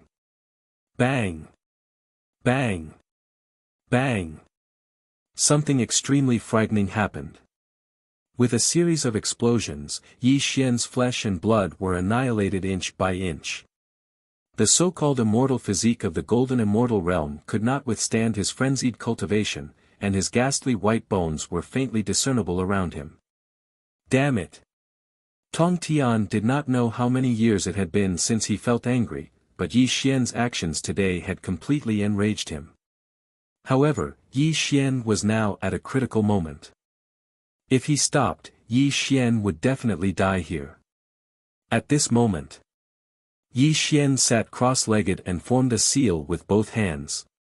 He was secretly using the Tribulation Transcender technique. Although his body was gradually being annihilated, his aura was becoming more and more terrifying. The so-called qi deviation was indeed present, but to Yi Xian, this was nothing. This was because he walked the path of using strength to prove his Tao, and what he believed in was the six desires merciless Tao. From the fifth heavenly layer of the Golden Immortal Realm to the eighth heavenly layer of the Golden Immortal Realm, Yi Xian had crossed 3 realms. It seemed dangerous, but it was all under Yi Xian's control. Moreover, what Tong Tian did not know was that Yi Xian's real goal was not just to reach the Golden Immortal Realm. He wanted to use Tong Tian to break through Daoyuo Jingxian in one fell swoop and become the supreme quasi-sage. The Tribulation Transcender Technique. Yes, it was the Tribulation Transcender Technique. Whether it was absorbing the power of the Immortal Slaying Sword formation or Tong Tian protecting him at this moment, Yi Xian was using the Tribulation Transcender Technique, and he was quietly devouring the cultivation of the sage Tong Tian. It was just that Yi Xian's movements were very secretive, so secretive that he only dared to absorb a little bit. However, if his daring behavior was discovered by Tong Tian, it would definitely make Tong Tian furious. However, Yi Xian had to do this because the power he needed to quickly break through the Golden Immortal Realm and become a quasi-sage was immeasurable. As long as he could absorb a little bit of Tong Tian's cultivation, it would be enough for him to break through the Golden Immortal Realm. Otherwise, if he cultivated step by step, it would take Yi Xian at least 1,000,000 years to reach the quasi-sage realm. If he did not have the opportunity, it was not impossible for him to be stuck at the peak of the Golden Immortal Realm for the rest of his life. Break! Yi Xian roared hoarsely. The Immortal Slaying Sword formation hummed and rotated, releasing an extremely vast killing green light.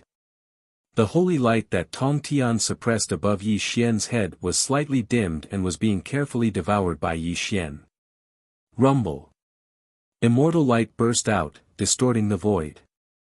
The immortal light that covered the sky and covered the earth rolled out in all directions with Yi Xian as the center. An extremely terrifying power bloomed around him, making him look even more dazzling and golden. It was simply impossible to look directly at him. Chapter 603. He succeeded. Even though Tong Tian was one of the 3 pure ones, he was extremely surprised when he saw that Yi Xian had actually succeeded in stepping into the 9th level of the All-Heaven Realm, and his gaze towards Yi Xian was filled with shock. How long had it been? Tong Tian couldn't remember. However, Tong Tian vaguely remembered that he was merely a Daoyuo Jingxian when he hadn't become a saint, but he'd cultivated in the Daoyuo Jingxian for an entire 10,000,000 years before stepping into the quasi-saint realm. Just when Tong Tian was immersed in shock, a strange feeling arose from the bottom of his heart, and it caused Tong Tian to instantly wake up and suddenly look towards Yi Xian. How audacious! Tong Tian suddenly rebuked furiously while extremely terrifying killing intent appeared in the depths of his eyes. Because Tong Tian had finally sensed that a portion of his cultivation had actually been lost, and this portion of his cultivation had been devoured by Yi Xian. You actually dared to scheme against me. How audacious of you! When a saint was enraged, all things would be annihilated. This was absolutely not just a saying, but Tong Tian had never imagined that Yi Xian would actually be so audacious. He didn't know what sort of secret technique or ability Yi Xian had utilized to actually devour a portion of his cultivation, and he'd only noticed it now. OM. Space and time changed while the heavens and the earth warped. Tong Tian's expression was cold and furious as a strand of chaotic light bloomed from his palm and slapped down towards Yi Xian. It was as if Yi Xian would perish at his hands in the next moment. Woo! Suddenly, time and space froze and the primal chaos light dissipated. In the end, the Grand Master of Heaven's palm didn't land.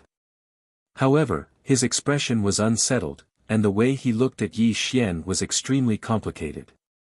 What an audacious kid. You actually dared to scheme against a saint.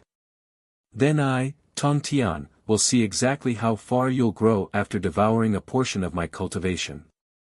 Tong Tian spoke coldly.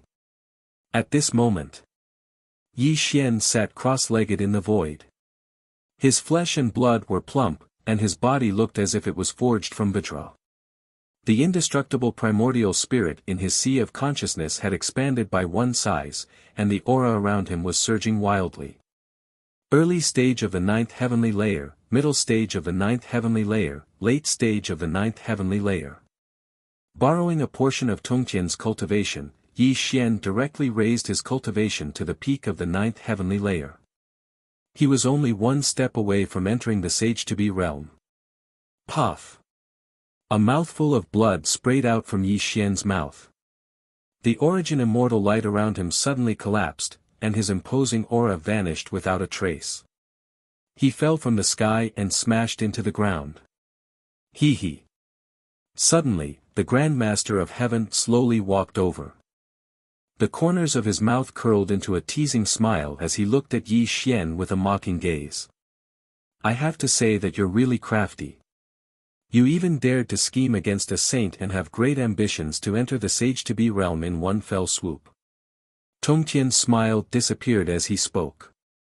His eyes were abnormally deep as he continued, but you're underestimating the Sage-to-Be realm. If one could enter the Sage-to-Be realm by merely increasing their cultivation, how many Sage-to-Be realm have there been since the beginning of the world? Huff, huff, huff. Yi Xian slowly got up from the ground. He wiped the blood from the corner of his mouth as he panted heavily. There was a hint of disappointment in his eyes as he fell silent. Just as Tong Tian had said, if one could enter the Sage-to-Be realm by merely increasing their cultivation, then the Sage-to-Be realm was too worthless. It should be known that Sage-to-Be and Immortals were on two different levels of life. This was also the so-called difference between Immortals and Sages. Entering the Sage-to-Be realm was not only a reflection of one's cultivation but also a sublimation of one's soul. The Western Buddha Duobao Rolai, Mahamayuri Kong Xian, the insufferably ferocious demonic rock, and even the so-called immortal elder of the South Pole and the ghost emperor of the Netherworld had lived for countless years. However, they were only at the peak of the Grand Luo realm and were unable to enter the Sage-to-Be realm. Their cultivation had long been sufficient. What they lacked was the sublimation of their souls. Only when their souls and bodies became one and surpassed the level of immortals would they be able to transform their primordial spirits into a true spirit and enter the Sage-to-Be realm. It was only now that Yi Xian finally understood that even though he had boldly devoured a portion of Tongtian's cultivation and directly entered the peak of the Grand Luo realm, he still had a long way to go before he could enter the Sage-to-Be realm. Thank you for your guidance, Sect Master. Yi Xian cupped his hands and bowed. He did not mention a single word about devouring a portion of Tongtian's cultivation. However, how could Yi Xian let him off even though Tong Tian did not mention it? After all, no one had dared to scheme against a saint in the endless time that had passed. Today, Yi Xian dared to scheme against Tong Tian. This was already a great disrespect to the saint. Even if Tong Tian were to destroy his soul, it would not be excessive. Scheming against a saint is a crime deserving of death. Aren't you afraid? Tong Tian said coldly. The chaotic light around him spread and an extremely terrifying saint's aura pressed down on Yi Xian. It also caused Yi Xian's expression to change slightly. However, he did not show any signs of panic. You won't kill me. If I die, how will you settle the old scores with the 4 great saints in the future? After a full 10 breaths of time, Yi Xian spoke in a low voice. His eyes looked straight at the Grand Master of Heaven as a deep expression flashed through them. Yi Xian's thoughts were very simple. Since Tong Tian had helped him so much, he already owed Tong Tian a great favor. When he became a saint in the future, he would definitely repay this favor. Moreover, Yi Xian was absolutely certain that no matter how angry Tong Tian was, his life would not be in danger. This was also the reason why Yi Xian dared to scheme against Tong Tian. Otherwise, if it was any other saint, Yi Xian would not dare to do so. Yi Xian, you're very smart. You know that I won't kill you, but I hope you remember that if you can't become a saint in the future, what you did today will be the path to your death. Tong Tian said calmly. He was not joking because if Yi Xian could not become a saint, Yi Xian would be useless. What Yi Xian had done today was not something Tong Tian could tolerate. Saints could not be blasphemed. This was not just a saying. It was extremely terrifying. Tong Tian did not bicker with Yi Xian because he had determined Yi Xian to be the seventh saint. Otherwise, how could Tong Tian let Yi Xian go? Yi Xian will remember the sect master's kindness today, but I also hope that the sect master will remember that if I really do become a saint in the future, I will definitely repay this favor 100-fold, Yi Xian said calmly. He did not panic at all because of Tongtian's threat. Alright, I'll wait for that day to come. Tong Tian slowly nodded as a sliver of admiration flashed through his eyes. In truth, Tong Tian admired Yi Xian very much because Yi Xian's personality was very similar to his. They were both unruly and lawless people. However, if Yi Xian did not become a saint, he would only be an ant in the end. He would not have the right to be friends with him. Only when Yi Xian's cultivation was on par with his would the two of them be able to speak on equal terms. Chapter 604. Before you leave, I want to remind you of one last thing. The so-called path of attaining the Tao and becoming a saint through strength is only a path of no return. It's simply a delusion, and it's impossible for it to become true. If you continue to act willfully, then you'll only be able to transform into a pile of bones in the future and be obliterated in the world. Although using strength to prove your Tao will indeed make your battle strength heaven-defying, this kind of method is not allowed under the way of heaven. You can't feel the danger now, but when you step into the sage-to-be, you will definitely attract a great calamity. Even if you come to the Aquamarine Palace to ask for my help, I can't do anything. Tong Tian spoke calmly and tirelessly to Yi Xian, hoping that he would give up this path of certain death because this method of becoming a saint was impossible to succeed. Tong Tian was one of the three pristines and was formed by Pangu's primordial spirit which was divided into three parts. His understanding of Tao could be said to be unparalleled. He knew very well what kind of calamity those who cultivated the path to becoming a saint through strength would face. You have to remember that you are the seventh heaven-ordaining saint. If you want to step into the sage-to-be, you have to find the last strand of Hongmeng Immortal Qi. As long as you can get it, you can step into the sage-to-be and it can help you become the seventh saint in the future. Tong Tian urged earnestly, hoping that Yi Xian could understand his painstaking efforts. Because the heavenly Tao was in chaos, the great dark calamity had begun. Even saints would be involved in it, and there would be a battle sooner or later. He, Tong Tian, had to settle the karma of the great God investiture tribulation with the other four saints. Without the help of the seventh saint of heaven's will, he, Tong Tian, would most likely fall in this great dark calamity. Tong Tian believed that he was not mistaken. Yi Xian must be the seventh heaven-ordaining saint. Only with his help and the two of them fighting side by side could they safely survive this unprecedented dark calamity. Go, I'll wait for the day you become a saint. Tong Tian said in a low voice. This part of the world was extremely distorted and chaotic light covered the sky. Yi Xian was also instantly sent out of the Aquamarine Palace, leaving Tong Tian alone in the Aquamarine Palace. The auspicious clouds in the 9 heavens shone brightly. A Taoist in green sat cross-legged on top of the 9 heavens. He lay high on the 9 heavens and earth, overlooking the 3 realms. A chaotic light covered him so that others could not see his appearance. Hongmeng Immortal Qi.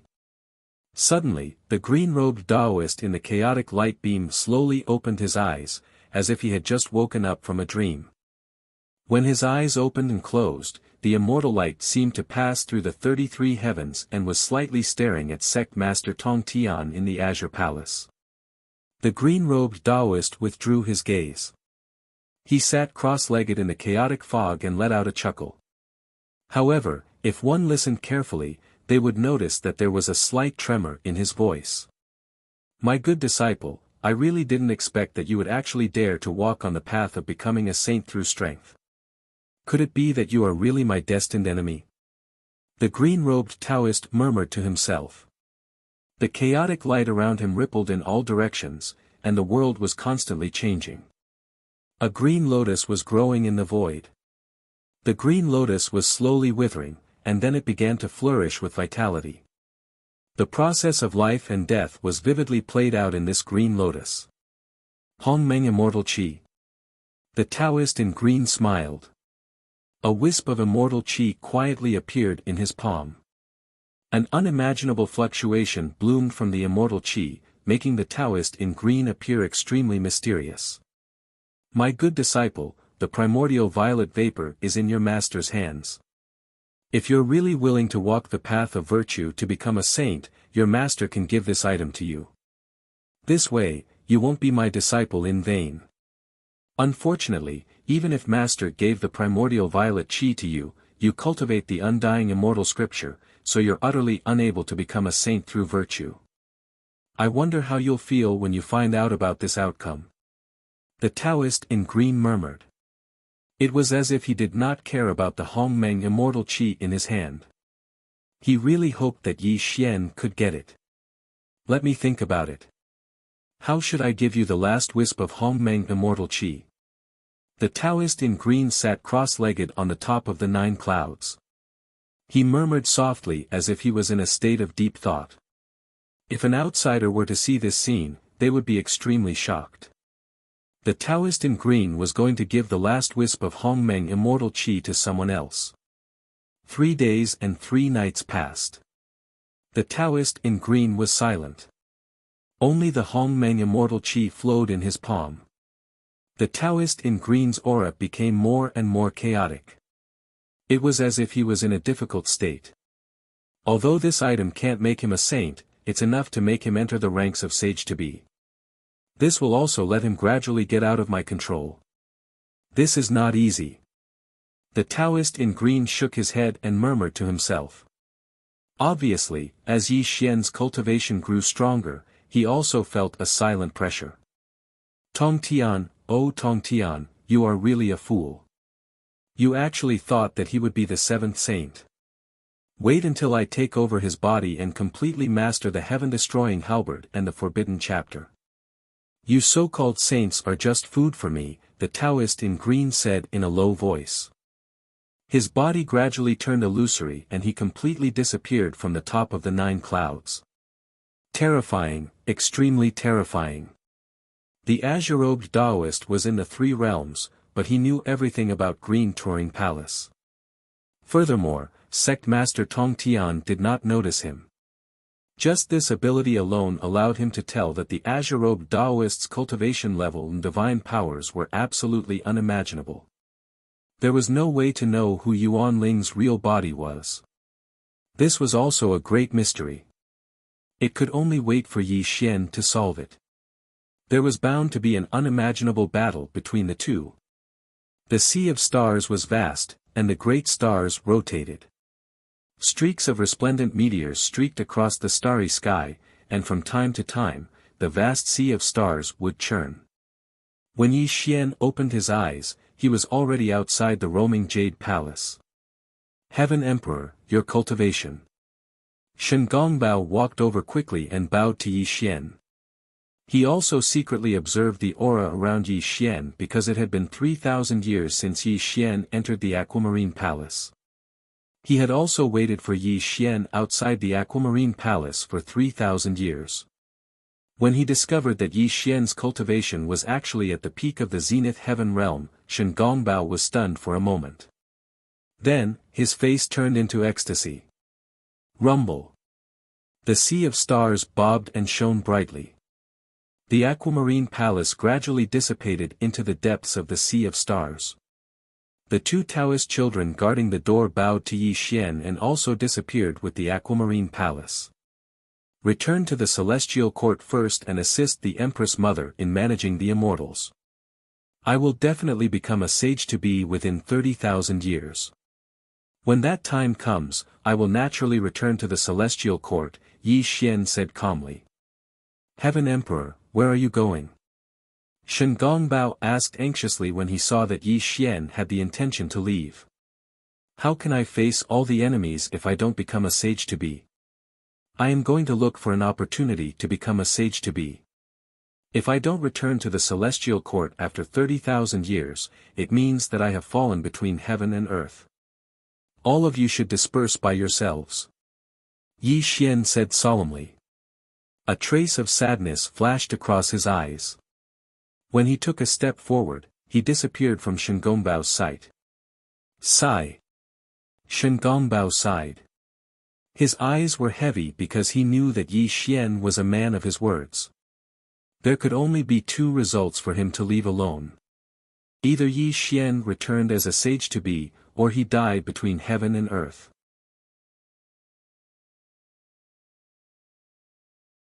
Chapter 605. The Earth Immortal Realm.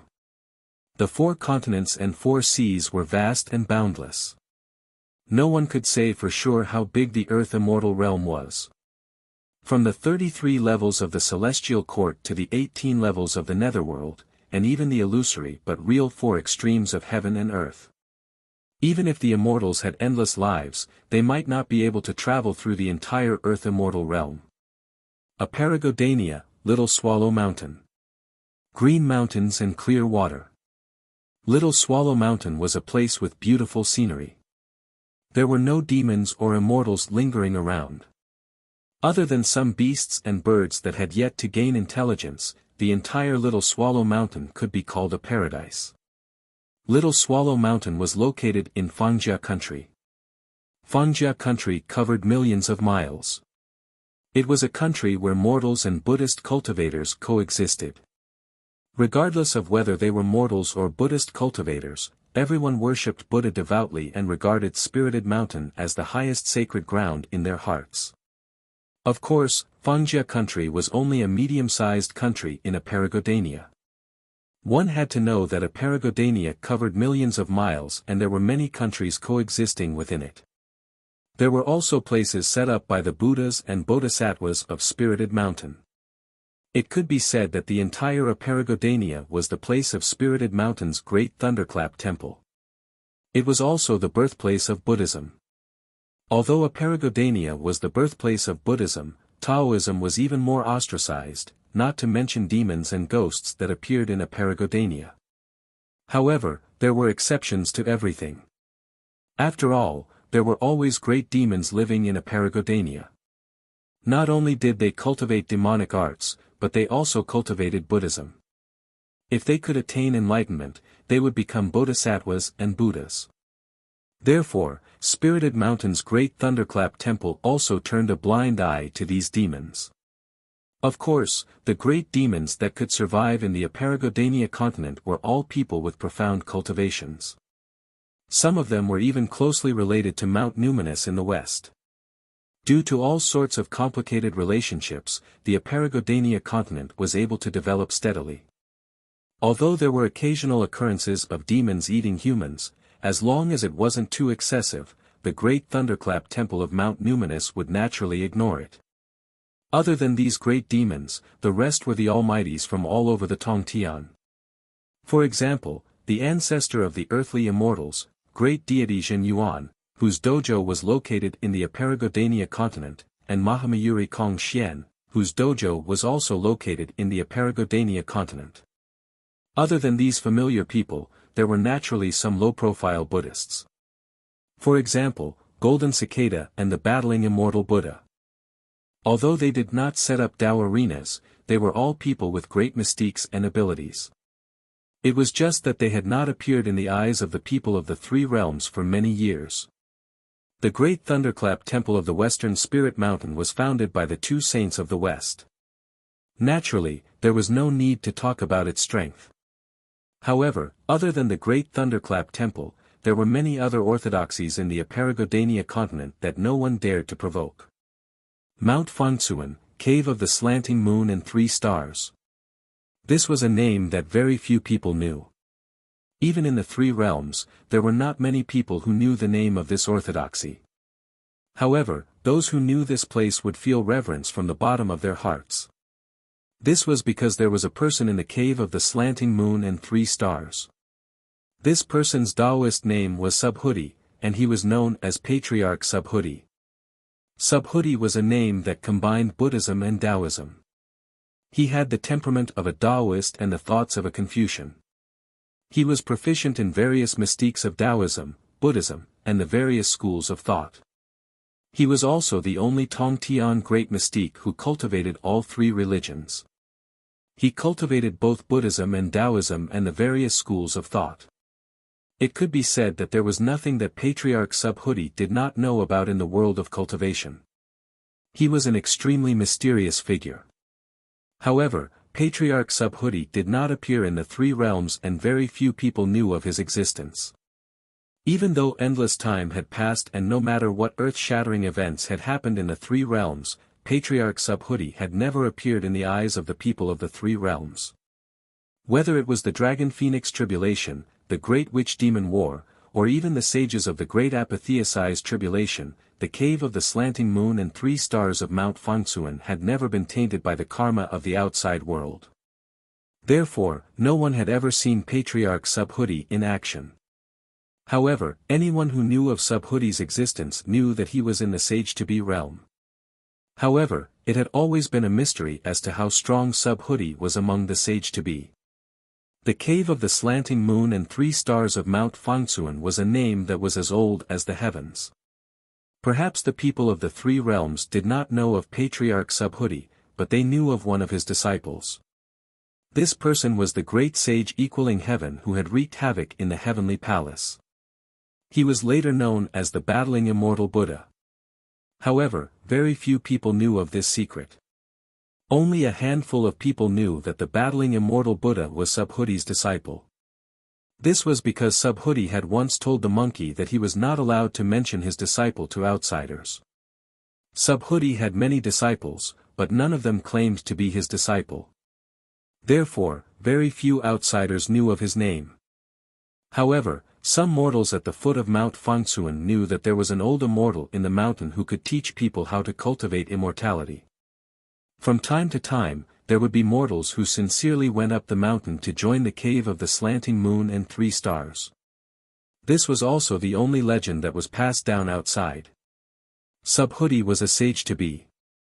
He did not fight or snatch. Firstly, he did not spread his orthodoxy.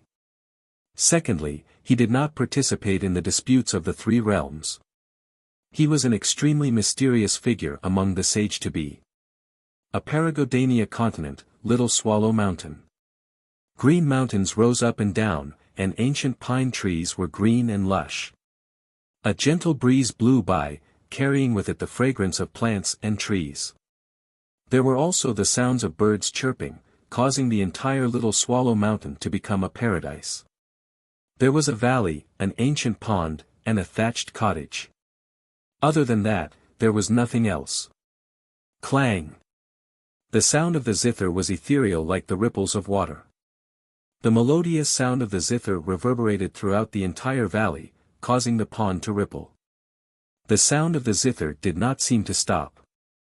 It was like a heavenly melody from the 9 heavens that swept away the worries of all living beings. Hundreds of birds perched on the branches and listened quietly. Countless ferocious beasts crept in the forest, unable to extricate themselves from the sound of the zither. One person, one zither. Man was a lonely man, and the zither was the 9-string zither. The sound of the zither was coming from his hands.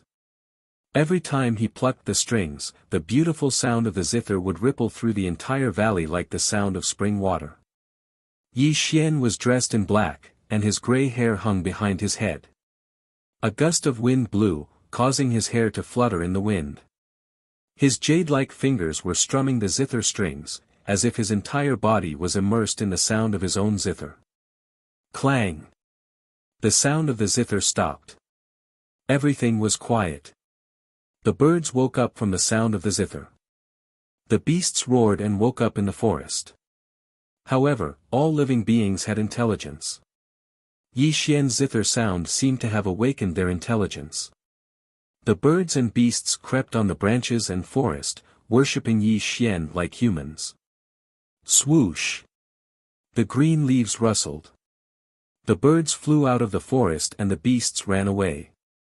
Although they had just awakened their intelligence, they knew that they should not disturb the immortal in the valley too much. Thus, they dispersed.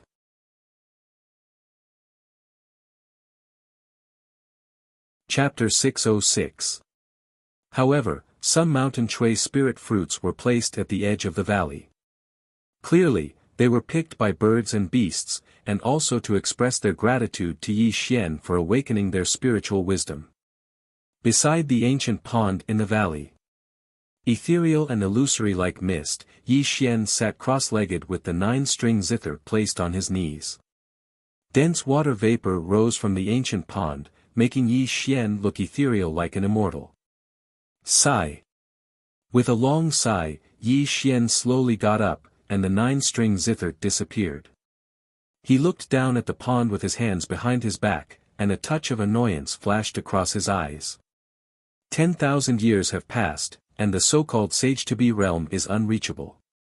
Where does my future lie? Yi Xian murmured, and a touch of confusion appeared in his eyes. 10,000 years have passed, and the passage of time has killed the heavens chosen. Immortals were immortal. 10,000 years was not a long time, but it was not short either. However, after 10,000 years, Yi Xian's cultivation did not make any progress, and he did not even cross the threshold of the sage-to-be realm. 10,000 years ago, Yi Xian came to Little Swallow Mountain and stayed beside the ancient pond. Other than stabilizing his cultivation at the peak of the Grand Luo realm, he also hoped that he could understand himself and enter the sage-to-be realm. Yi Xian was a proud person, and also a person with great aptitude. He believed that he could enter the sage-to-be realm, but when he really tried to break through, his so-called pride no longer existed, and he felt a deep sense of defeat. Not to mention entering the sage-to-be realm, Yi Xian did not even know how to enter the sage-to-be realm. It was as if there was a dead end in front of him, and he had walked to the end with no way out. The difference between immortal and sage was like heaven and earth. These were two different levels of life. How could it be so easy to enter the sage-to-be realm from immortal? One must know that there was no lack of amazing people in this world, but how many people cultivated to the peak of the Grand Luo realm but could not move forward, and had no hope of entering the sage-to-be realm? If it was so easy to become a pre-saint, there would have been countless pre-saints since the beginning of time. After these 10,000 years, Yi Xian examined himself. He once again studied the undying immortal scripture, and even studied the bronze immortal scripture left behind by the origin spirit. He hoped to find a way to step into the quasi-saint realm from it. Unfortunately, 10,000 years had passed and Yi Xian had gained nothing. He only knew 2 words about how to step into the quasi-sage realm. True spirit. That's right, it was the true spirit.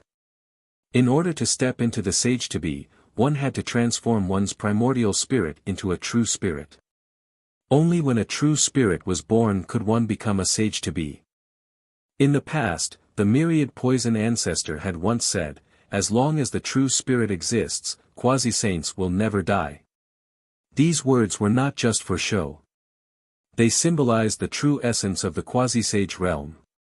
However, Yi Xian had no idea how to transform his primordial spirit into a true spirit. And Yi Xian could vaguely sense that he walked the path of proving his Tao through strength. Even if he could transform his primordial spirit into a true spirit, he probably would not necessarily be able to become a quasi-saint. This was because the path of proving one's Tao through strength cultivated both the primordial spirit and the body. It had to be mentioned that Yi Xian's origin immortal body was only a step away from major accomplishment, but he was unable to take this step. Only by reaching major accomplishment with the origin immortal body would his undying primordial spirit become a true spirit. When his body and true spirit became one, his level of existence would go from immortal to saint. This also meant that he could become a quasi-saint.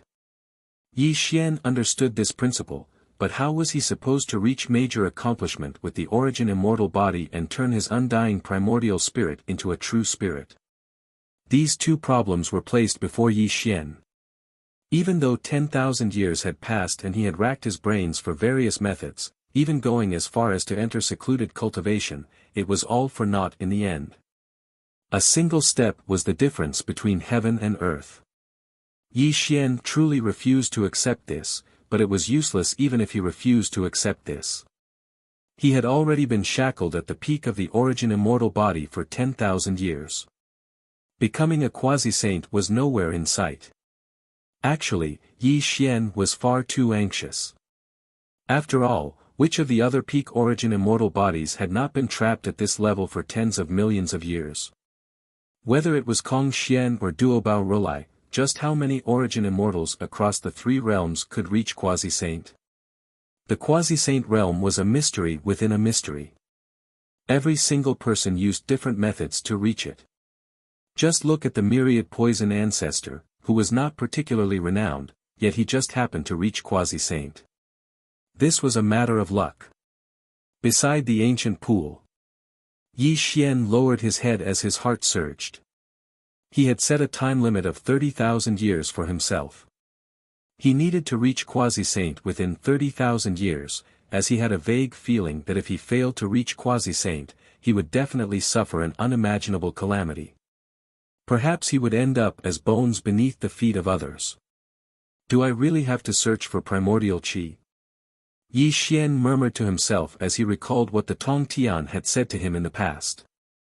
It's just that I walk the path of proving my way through strength. If I really do rely on primordial qi to reach quasi-saint, my origin immortal body and indestructible soul will probably completely collapse, and I'll completely sever my path of proving my way through strength. And, even if I give up on proving my way through strength, where is the primordial qi? Yi Xian shook his head and sighed. The confusion in his eyes became heavier and heavier. Ever since he was young, he had experienced far too many hardships along the path of cultivation. Who knew how many bones had piled up behind him? However, he had never been shackled to a certain realm of cultivation. He had always been advancing his cultivation like a hot knife through butter.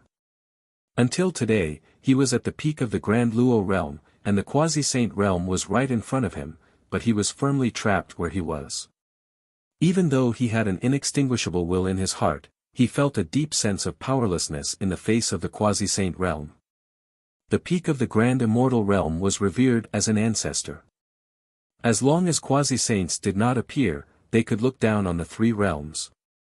Perhaps this was already a supreme glory to others, but it was not even worth mentioning to Yi Xian. This was because in the eyes of quasi-saints, Daluo Jingxian was only an ant. And Yi Xian had never forgotten that there were still the supreme 6 saints above quasi-saints. Yi Xian stood in the reflection of the ancient pool. He was like an immovable boulder. He did not speak or move at all as he considered his path ahead. A large amount of mist rose up from the pool, obscuring his figure. Who may err, quickly give up resisting. Otherwise, don't blame my king for being ruthless. The fiery light of the Tong Tian crossed the sky. A demonic cloud that covered the sky stretched across the sky. Thousands of demons roared and growled in the demonic cloud. In the void, a young girl with peerless beauty could be seen. She was activating a demonic art and fleeing in the void. Wife, just listen to me. You won't be able to escape from this king's palm. Suddenly, a child's voice sounded in the void. A speck of fiery light blocked Hu Meier's path. This caused the young girl's expression to change. She clenched her silver teeth. Hong Haier, you shameless brat. Don't go too far. Hu Meier reprimanded.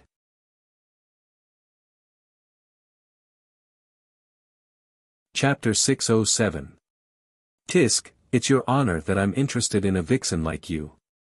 If it weren't for the fact that you're from the Qin Chiu clan, you would have died under my true Samadhi fire for insulting me. Red Boy was dressed in red, and his hair was tied in a braid behind his head. He looked like a 7 or 8-year-old child, and his cultivation level was that of an all-heaven golden immortal. He held the fire-tipped spear in his hand and teased the girl. "Tsk, you little brat, you're not even fully grown yet. I'm not going to be your wife." Hu Mei scolded him, looking at Red Boy angrily. "Stupid girl, I dare you to say that again." Being called a little brat by the girl seemed to have provoked Red Boy. His childish face turned cold, and he looked at the girl with a murderous look. Red Boy, the son of the great sage who pacifies Heaven Bull Demon King and Princess Iron Fan. In the past, he had followed Guanyin of the South Sea. However, after the journey to the west, the Bull Demon King and Princess Iron Fan missed their son, and so Red Boy returned to them. Of course, Guanyin of the South Sea allowed Red Boy to return to them because of the Divine Fighting Buddha. After all, the Bull Demon King and the Divine Fighting Buddha were sworn brothers. The Bull Demon King and his wife lived in the Mountain of Flames, and because of their relationship with the Divine Fighting Buddha, they were quite famous in the Aparagodania continent. Ordinary people would not provoke them. Red Boy was their son, and he was extremely naughty. His true Samadhi fire was terrifying, and his cultivation level was that of an all-heaven golden immortal, so no one dared to provoke him. As the saying goes, it's good to lean against a big tree. After a long time, because of the Divine Fighting Buddha, the Bull Demon King and his wife became Daluo Jinxian. This made Red Boy even more arrogant, and he caused a lot of trouble in the Aparagodania continent. The Bull Demon King and his wife were Daluo Jinxian, and they also had a relationship with the Divine Fighting Buddha. This made the Buddhas and Bodhisattvas turn a blind eye. As long as Red Boy did not do anything too outrageous, they would let him do as he pleased. This made Red Boy lawless. Half a year ago, Red Boy had nothing to do, so he gathered all the demons and held a banquet. During the banquet, he took a liking to Hu Mei, a fox girl from the Qin Chiu tribe, and wanted her as his concubine. Who knew that this Hu Mei's temperament was arrogant, so how could she be with a brat like Red Boy? Naturally, she tactfully rejected him, and Red Boy was instantly enraged. After the banquet ended, he forced Hu Mei to marry him, which led to the current scene. Although Red Boy looked like a young boy, he had lived for a very long time. It was just that he cultivated the 3 true flames, and his body was fixed in the shape of a boy. This was also a huge taboo in Red Boy's heart. Now that Hu Mei called him a young boy, it angered Red Boy. Moreover, he was used to doing whatever he wanted in the Aparagodania continent. He was extremely arrogant and domineering.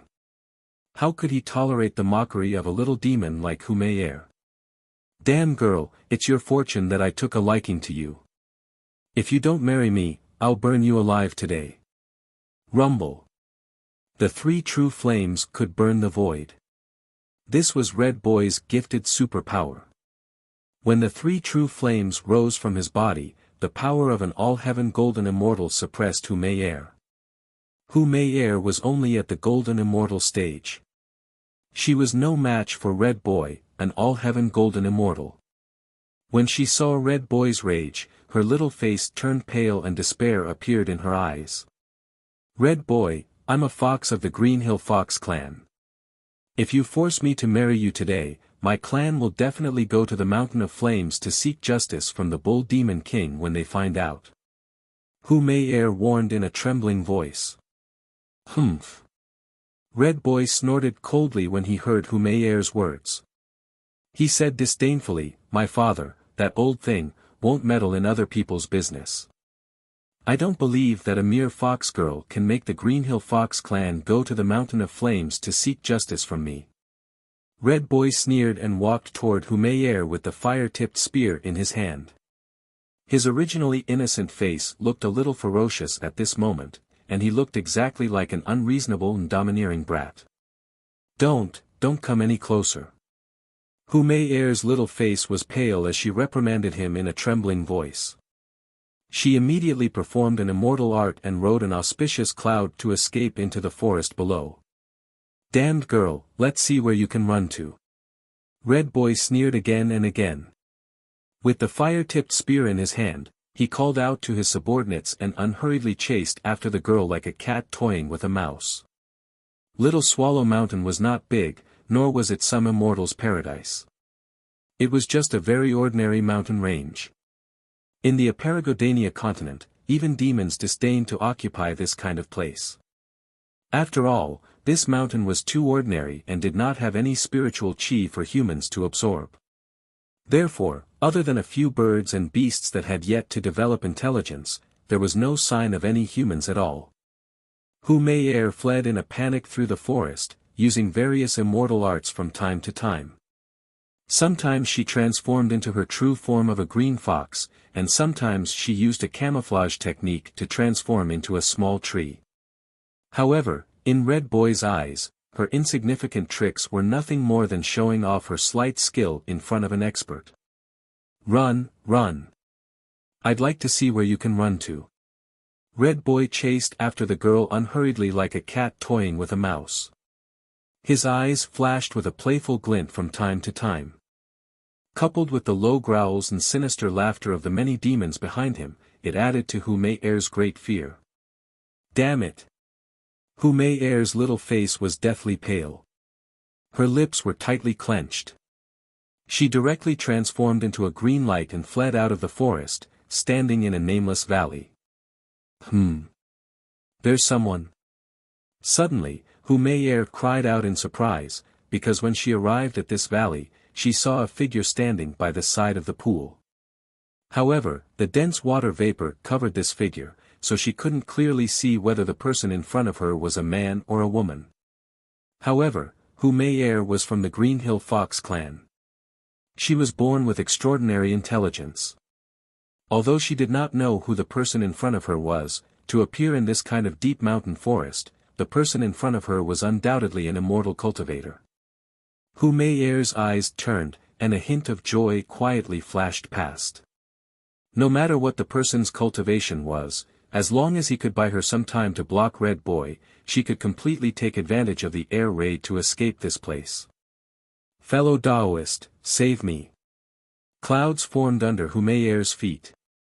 When she stepped out, she was already standing beside the pool of water. At this moment, Yi Xian's appearance was reflected in her eyes. What a handsome and charming young man. When Hu Mei Er saw Yi Xian's appearance, she was slightly startled. A hint of reluctance flashed past her eyes.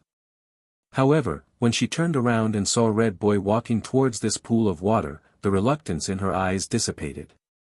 There's an evil person who wants to force me to marry him. Big brother, please save my life. Hu Mei Er was delicate and pitiful. Her eyes were misty, and she was pleading with Yi Xian with a sorrowful face.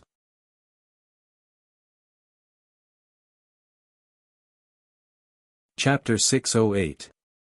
Unfortunately, from the beginning to the end, Yi Xian didn't move at all. It was as if he didn't hear Hu Mei Er's pleading voice. He just stood by the side of the pool, as if he didn't notice that there was an additional person beside him. Damn girl, why don't you continue to run? Red Boy led his demon subordinates and strolled over. When he saw Yi Xian beside Hu Mei Er, he was stunned. He did not expect that there would be a living person in this deep forest. Big brother, please save me. Seeing that Yi Xian did not speak or move, Hu Mei Er's expression changed slightly. She rolled her eyes and stretched out her hands to shake Yi Xian's arm. However, before she could get close to Yi Xian, an extremely terrifying force bloomed from Yi Xian's body and sent her flying in an instant. Ah! Hu Mei Er let out an ear-piercing scream as she fell heavily to the ground in the distance. At this moment, Yi Xian turned his thoughts around and strolled back to his straw hut. He turned a deaf ear to Hu Mei Er's cry for help and did not even have the interest to look at Red Boy. It was as if the two of them were air. It was no wonder that Yi Xian acted this way. He had lived here for 10,000 years and had always been thinking about how to enter the Sage-to-be realm. How could he have the leisure to care about these ants?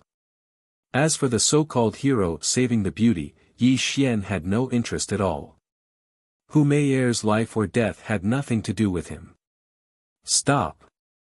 Suddenly, before Yi Xian could return to the straw hut, Red Boy's perverse voice was heard.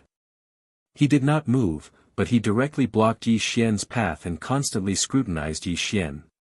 You have such a strong cultivation base. Why don't you have a match with me? Red Boy was eccentric by nature and loved to fight with others. When he found that he couldn't see through Yi Xian's cultivation, his curiosity was piqued and he wanted to test Yi Xian's cultivation. Anyone who knew Red Boy would know that this young lad loved to fight. He had caused countless disturbances in the Aparagodania continent. It was just that the Immortals and Buddhas did not care too much about him on account of the Bull Demon King and his wife. This had also nurtured his arrogant and conceited character. Big brother, he is the son of the Bull Demon King, Red Boy. You must be careful. Hu Meier walked over quickly. Although she was sent flying by Yi Xian's protective immortal energy, she wasn't injured. When she saw that Red Boy was blocking Yi Xian's path, her face lit up with joy. She knew that there was hope for her to escape. Red Boy? Yi Xian said softly, looking at Red Boy with a deep look in his eyes. It seems that you know my name as well, Taoist. Red Boy said arrogantly with a smug look. I see that your cultivation is not bad. Why don't you follow me? Yi Xian was already handsome and had the appearance of a scholar. Red Boy was surrounded by demons and ghosts. When he saw that Yi Xian's cultivation was not bad, he naturally had the idea of subduing Yi Xian. Hey Taoist, why aren't you greeting my king? A little demon growled in a low voice, looking like a fox borrowing the majesty of a tiger to bully others. Noisy. Bang. Suddenly, there was a loud bang and an extremely terrifying scene appeared. The little demon exploded with a bang and turned into a cloud of blood mist that scattered on the grass.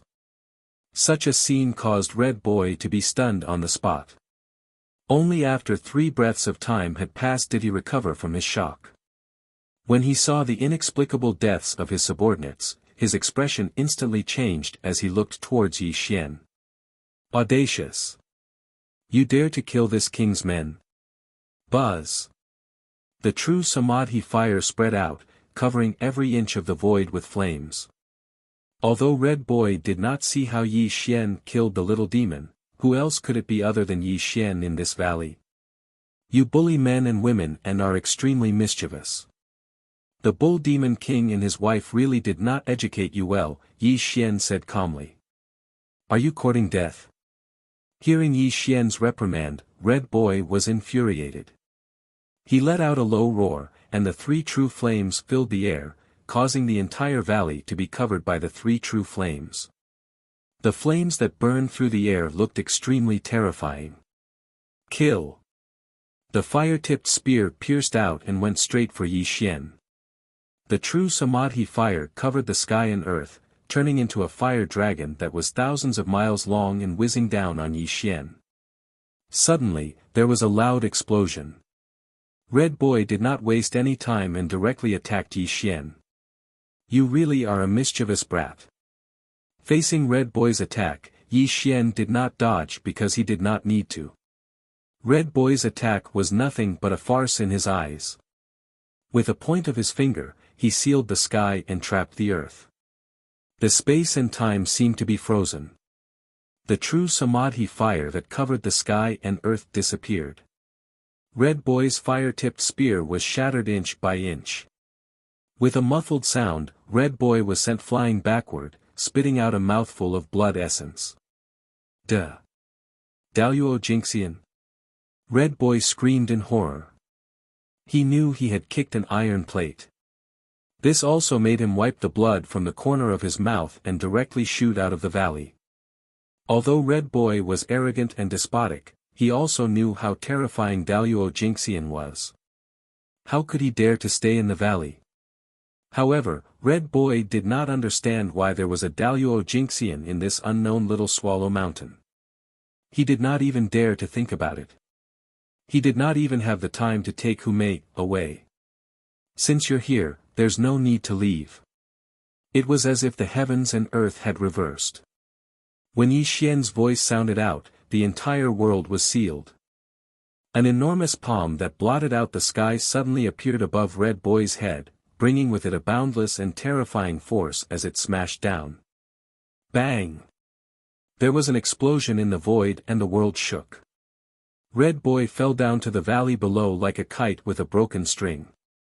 With a loud rumble that shook the earth, a human-shaped crater appeared. As a peak grand heavenly immortal, Yi Xian's battle strength could be said to be comparable to an early sage-to-be. He dared not say he could kill a sage-to-be, but he was in an invincible position. Red Boy was only a small golden immortal in the all-heaven heaven. How could he escape from Yi Xian's control? Come! Yi Xian stretched out his palm and finger, causing the entire space to slightly distort. Red Boy was instantly sucked over by him and directly imprisoned in the air. You bully men and women, you're even more arrogant and domineering. How dare you be so presumptuous in front of me with the cultivation of a mere golden immortal in the all-heaven heaven? If I don't teach you a lesson today, I'm afraid you'll be even more arrogant in the future. Yi Xian said calmly. His sword fingers streaked across the sky and a willow whip appeared. It directly turned into a sky full of whip shadows and mercilessly lashed at Red Boy. Crack! Crack! Crack! The willow whip swept across the sky and the whip shadows were like shuttles. They ruthlessly lashed at Red Boy's body, causing him to scream miserably. His screams filled the entire valley. You bastard, let me go quickly. Otherwise, my parents will definitely tear you into pieces. Ah! Red Boy screamed and cursed. However, with every curse he uttered, the willow whip lashing at him became fiercer and fiercer. It even lashed his body until his skin and flesh were lacerated. He could not stop sucking in cold air. Don't hit me. Exalted Immortal. Don't hit me. Red Boy went from cursing angrily to begging for mercy. This was because the willow whip that was lashing at him was too extraordinary. Every lash caused his primordial spirit and physical body to be in extreme pain.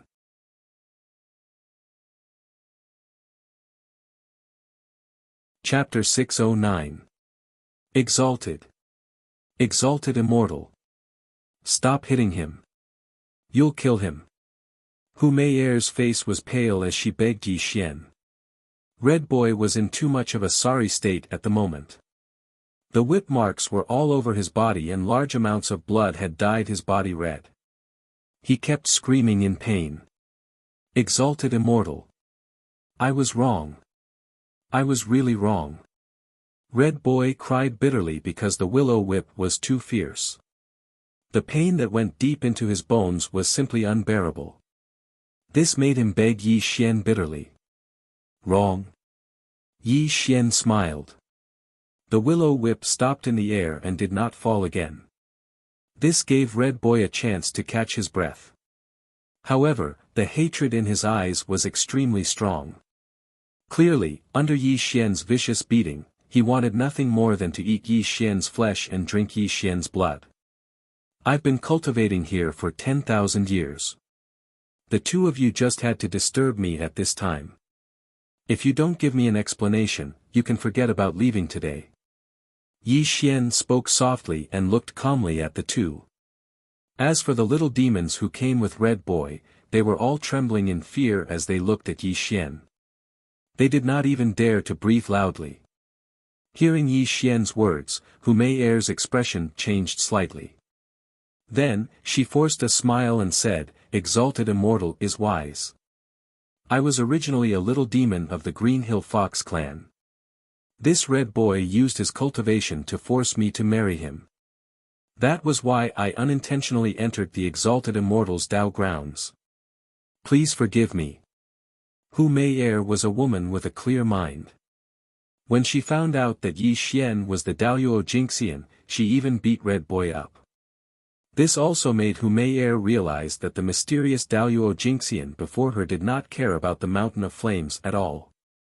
Let me go if you have the ability. When I tell my parents about what happened today, the entire Mountain of Flames will definitely seek justice for me. Red Boy did not learn from his beatings. When the pain in his body faded away, his perverse and ruthless nature reappeared. He looked at Yi Xian with a ferocious expression. Red Boy, don't talk so much. Hu Mei's beautiful face slightly changed. She never would have thought that Red Boy had already fallen into the enemy's hands, yet he was actually so unreasonable at this moment. If by any chance he angered this golden immortal, would there be any good consequences for him? Ha! Yi Xian laughed. He really laughed, but he was laughing at Yi Xian's ignorance. Throughout the three realms of heaven, earth, and man, as long as the quasi-saints did not appear, Yi Xian could sweep through the three realms. The so-called Bull Demon King and Princess Iron Fan were nothing but a joke in his eyes. Throughout the ages, no one in the three dimensions has dared to threaten me. You're courting death. Whine. A speck of immortal light appeared on Yi Xian's fingertip.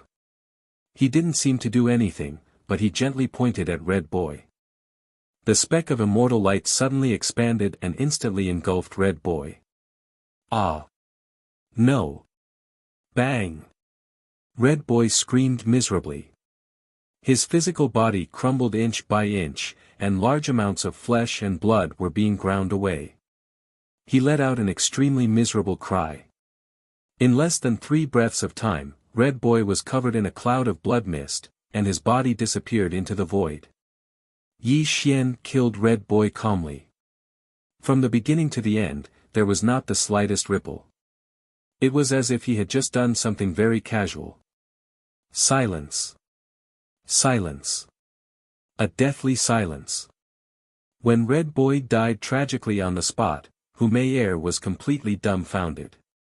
She couldn't believe what she had just seen. She even rubbed her eyes, suspecting that she had fallen into a dream. Ah! An ear-piercing scream came from Hu Mei's mouth. Her little face was pale and bloodless, and her whole body went limp on the ground. She pointed at Yi Xian with trembling fingers, and her eyes were filled with extreme horror. You're crazy, he's the Bull Demon King's son, you. Hu Mei was so frightened that she couldn't speak, but there was great despair in her eyes. One must know that the Bull Demon King and Princess Iron Fan only had one son, and now he had died tragically in this nameless valley. If the Bull Demon King and his wife knew about Red Boy's death, they would not let this Daluo Jingxian go. And this was all because of her. She was afraid that she would be in danger of death. The king is dead, the king is dead. Many of the lesser demons screamed in terror and scattered out of the valley like birds. However, before they could leave the valley, the world began to distort slightly. The lesser demons were all reduced to a bloody mist, drifting away with the wind. Since you're from the Green Hill Fox tribe, I won't kill you today. You can go. Yi Xian was indifferent to Hu Mei's terrified look. He strolled back to the straw hut, as if killing Red Boy was nothing to him. You're crazy, the Bull Demon King won't let you go. Hu Mei trembled and screamed. She looked at Yi Xian with trembling eyes. She couldn't imagine that even if this person was the Daluo Jingxian, where did he get the guts to kill Red Boy? Unfortunately, Hu Mei didn't know that to Yi Xian, it didn't matter if he killed Red Boy, because no one in the 3 realms dared to threaten him. Anyone who did was a dead man. Hu Mei should be glad that she was from the Green Hill Fox tribe. If Yi Xian hadn't sent Xue Jie to the Green Hill Fox tribe in order to set up a big plan, she would have died for trespassing in the valley today. Yi Xian didn't want to attract the attention of the Green Hill Fox tribe, because he wanted Xue Jie to grow up peacefully in the Green Hill Fox tribe. If he killed Hu Mei today, it would definitely cause a change in the peaceful Green Hill Fox tribe. This was also the reason why Humayer was spared. If you don't leave now, you won't have the chance to. When Yi Xian's voice rang in Humayer's ears, she suddenly came to her senses. She glanced at Yi Xian with a complicated expression, then used an escape light to quickly leave the valley. In the valley, in front of the thatched hut, Yi Xian looked up at the sky with his hands behind his back. He didn't care about killing Red Boy. All his thoughts were on stepping into the quasi-saint realm. This was Yi Xian's main concern. Going into seclusion isn't a solution. It seems that I have to go out for a walk. Perhaps only then can I find an opportunity to become a quasi-saint. Yi Xian murmured to himself. He no longer hesitated and strolled out of the valley. After cultivating for 10,000 years, Yi Xian examined himself and searched for an opportunity to become a quasi-saint. However, after 10,000 years, Yi Xian had gained nothing. If Red Boy and the others hadn't barged into the valley and disturbed him, perhaps he would still be lost in the valley. However, Yi Xian also wanted to leave because of Red Boy and the others. As for killing these naughty children, it was a very normal thing for Yi Xian. If the Ox Demon King and his wife wanted to avenge their child, Yi Xian wouldn't mind letting them reunite as a family.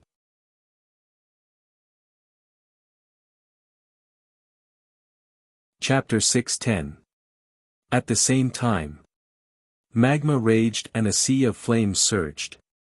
A towering mountain of flames stood between the heavens and the earth, and on the peak of the fiery mountain, a vast palace stretched across this place. Roar! The roar shattered mountains and quaked the mountains as a towering voice angrily resounded. Who is it? Who killed my son? A stalwart figure roared on the mountain of flames. This person had 2 horns on his head and a hoop around his nose. 2 thick streams of fire constantly spewed out from his nose and mouth, and the terrifying origin immortal light caused the flames within 100,000 miles to roil. The Bull Demon King, known as the Great Sage who pacifies the heavens, was an extremely famous Grand Monster King. He was at the 5th layer of the Grand Immortal Realm and was an extremely famous existence even among monster kings. At this moment, the Bull Demon King roared in the sky while holding a cracked jade tablet in his hand.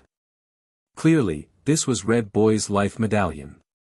The moment it shattered, the Bull Demon King knew that Red Boy had been killed and his Tao vanished from this world. Boundless heaven and earth, boundless for 10,000 miles. The Bull Demon King roared at the heavens as his origin immortal light rippled. The life tablet in his hand turned into a ray of green light that shot toward Little Swallow Mountain. This allowed him to transform into his true form and follow the green light into the mountain of flames. Rumble. On this day, Little Swallow Mountain trembled violently. When the Bull Demon King appeared in his human form in the valley, he stared in a daze at the bloodstains on the ground for half a day. My soul has been scattered. The Bull Demon King trembled as he murmured. His eyes gradually turned blood red. His fists, which were like small mountains, clenched tightly. Every inch of space was crushed by his grip. He didn't even realize that his fingernails were digging into his palms and blood was flowing out. What cruel methods, what a vicious heart. The Bull Demon King kneeled on the ground, tears flowing from his eyes. His steely teeth chattered as his mountainous fists smashed into the ground, and the origin immortal light around him was in extreme disorder. No matter who you are, if I don't kill you, how can I face my son? The Bull Demon King savagely roared, shattering the surrounding space inch by inch. The origin immortal light that shot out reduced Little Swallow Mountain to dust, proving just how furious he was. Blood rewind, shadow gathering image. The Bull Demon King was a Grand Demon King and a Grand Luo Demon King. Naturally, he had extraordinary divine abilities. When he cut open his heart, a drop of demon blood dripped out from his heart. He formed a mysterious demon seal with both hands and instantly condensed a green light mirror in the void. A scene appeared, allowing the Bull Demon King to see the final scene of Red Boy's tragic death. However, the person who killed Red Boy was shrouded in mist. No matter how the Bull Demon King channeled his spells, he could not see Yi Xian's appearance clearly. Daoyuo Jingxian, he must also be Daoyuo Jingxian. The Bull Demon King let out a ferocious roar as tears of blood rolled down from his bull eyes. He slowly imprinted the scene of Red Boy's tragic death into the depths of his mind. Uncontrollable grief and anger burned fiercely in his heart. Suddenly, the Bull Demon King's eyes froze. He saw a person, who may, her. Although he couldn't see Yi Xian's appearance clearly, who may, was only a golden immortal. Naturally, she couldn't escape his eyes. As long as I find this little demon, I'll definitely find out who killed my son. The Bull Demon King let out a trembling roar. His bull eyes flashed with a bloody light as he awoke from his decadent rage. His thick bull nose was also sniffing with all his might. Aside from having an extraordinary divine ability, Demon Bull King's sense of smell could also be considered top-notch. Furthermore, the Fox clan's bloodline was originally rich in smell. This also allowed Demon Bull King to take a step forward, disappearing from Little Swallow Mountain as he chased after Humeyer. How could the Bull Demon King let the matter rest and his beloved son was killed? The ancient path of the Tsang Mountain was filled with lush green waters. When the Bull Demon King appeared in Little Swallow Mountain, Yi Xian was already on a small road in the mortal world. Yi Xian wasn't riding a cloud, nor was he covered by immortal light. He walked on the dirt road like a mortal. From time to time, he could see passing peddlers and caravans shuttling back and forth on the dirt road. Yi Xian was dressed in black and wearing a bamboo hat. He was aimless and didn't know where to go. It was as if he had reached a bottleneck in his cultivation and didn't know how to enter the ranks of the sage-to-be. Yi Xian had been walking in the mortal world for several days. He was like a passerby watching the lives of mortals. However, his spirit didn't sublimate, nor did he find the so-called opportunity to become a sage-to-be. Yi Xian had once walked this path before, and he had even experienced the transformation of a mortal. He had also experienced the separation of life and death between mortals, and he had even understood his own body. It was just that the opportunity to become a quasi-sage didn't appear, and the boundless mortal world was nowhere to be found. Yi Xian wanted to try and walk the path of becoming a mortal again, but when he restrained his cultivation and treated himself as a mortal, the result wasn't very useful. Where is the opportunity to become a sage-to-be? Yi Xian murmured to himself as he strolled on the dirt road. Herbal tea, the best herbal tea. Suddenly, an old shout was heard. Under the scorching sun, it gave people a refreshing feeling. Beside the dirt road, in a tea stall, there were a few scattered tables and chairs. A stooped old man was hawking his family's herbal tea to the passing peddlers. The tea stall was already filled with peddlers, all of whom were gulping down herbal tea to relieve the heat. "Little brother, the weather is so hot. Why don't you come in and have a cup of herbal tea?" When Yi Xian walked past the tea shed, the old man smiled and greeted Yi Xian. However, Yi Xian didn't stop at all and continued to stroll forward.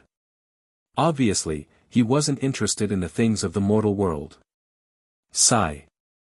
A soft sigh came from the old man. He staggered to sit in front of the tea shed and murmured in a hoarse voice, "People live for a lifetime, plants and trees for an autumn. Everyone is groping forward on their own path. Birth, old age, illness, and death, natural disasters, and unexpected disasters are all destined. Sometimes, if you stop and take a break, you might be able to understand what you want." Suddenly, Yi Xian stopped in his tracks and slowly turned to look at the old man. His originally confused eyes gradually regained their light. Then, he returned to the front of the tea shed and looked deeply at the old man, saying, "Old man, you've invited me. I don't have any money to pay for tea. Can I have a cup of tea?" "Ha! The old man laughed and said, "Little brother, what are you talking about? It's just a cup of herbal tea. This old man can afford it." As the old man spoke, he affectionately pulled Yi Xian's arm. Yi Xian didn't resist and followed the old man into the tea shed. There was a slightly modeled square table, 2 bamboo chairs, and 2 tea bowls on the square table. When Yi Xian sat down, the old man staggered over to fetch a pot of herbal tea and personally poured tea for Yi Xian.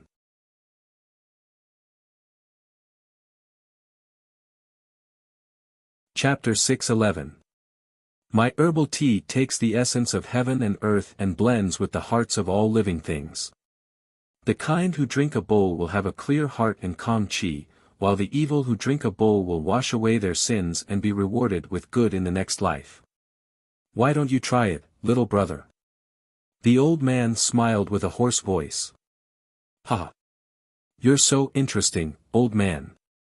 You make a bowl of herbal tea sound so magical.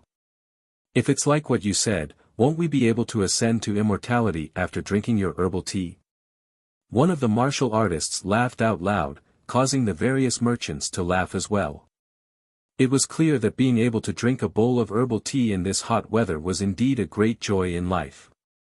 However, it was not as miraculous as what the old man said. But to be honest, I, Wang Er, have been doing business on this official road for 10 years, but I've never seen this tea shed. Your tea shed is obviously newly opened, right? A peddler asked the old man with a smile. Ha! The old man had a head full of white hair, and his figure was slightly stooped, but he laughed loudly and said, "There is only one tea house in this world. Anyone who has tasted this old man's herbal tea today will have great fortune in their next life. You're too boastful, old man. But your herbal tea really relieves the heat. The next time I pass by this place, I'll definitely bring my lord here to have a good taste." A soldier laughed, thinking that the old man was joking. At this moment, Yi Xian sat there without moving, but his eyes were extremely serious. He stared fixedly at the old man in front of him, as if he wanted to see who the other party was.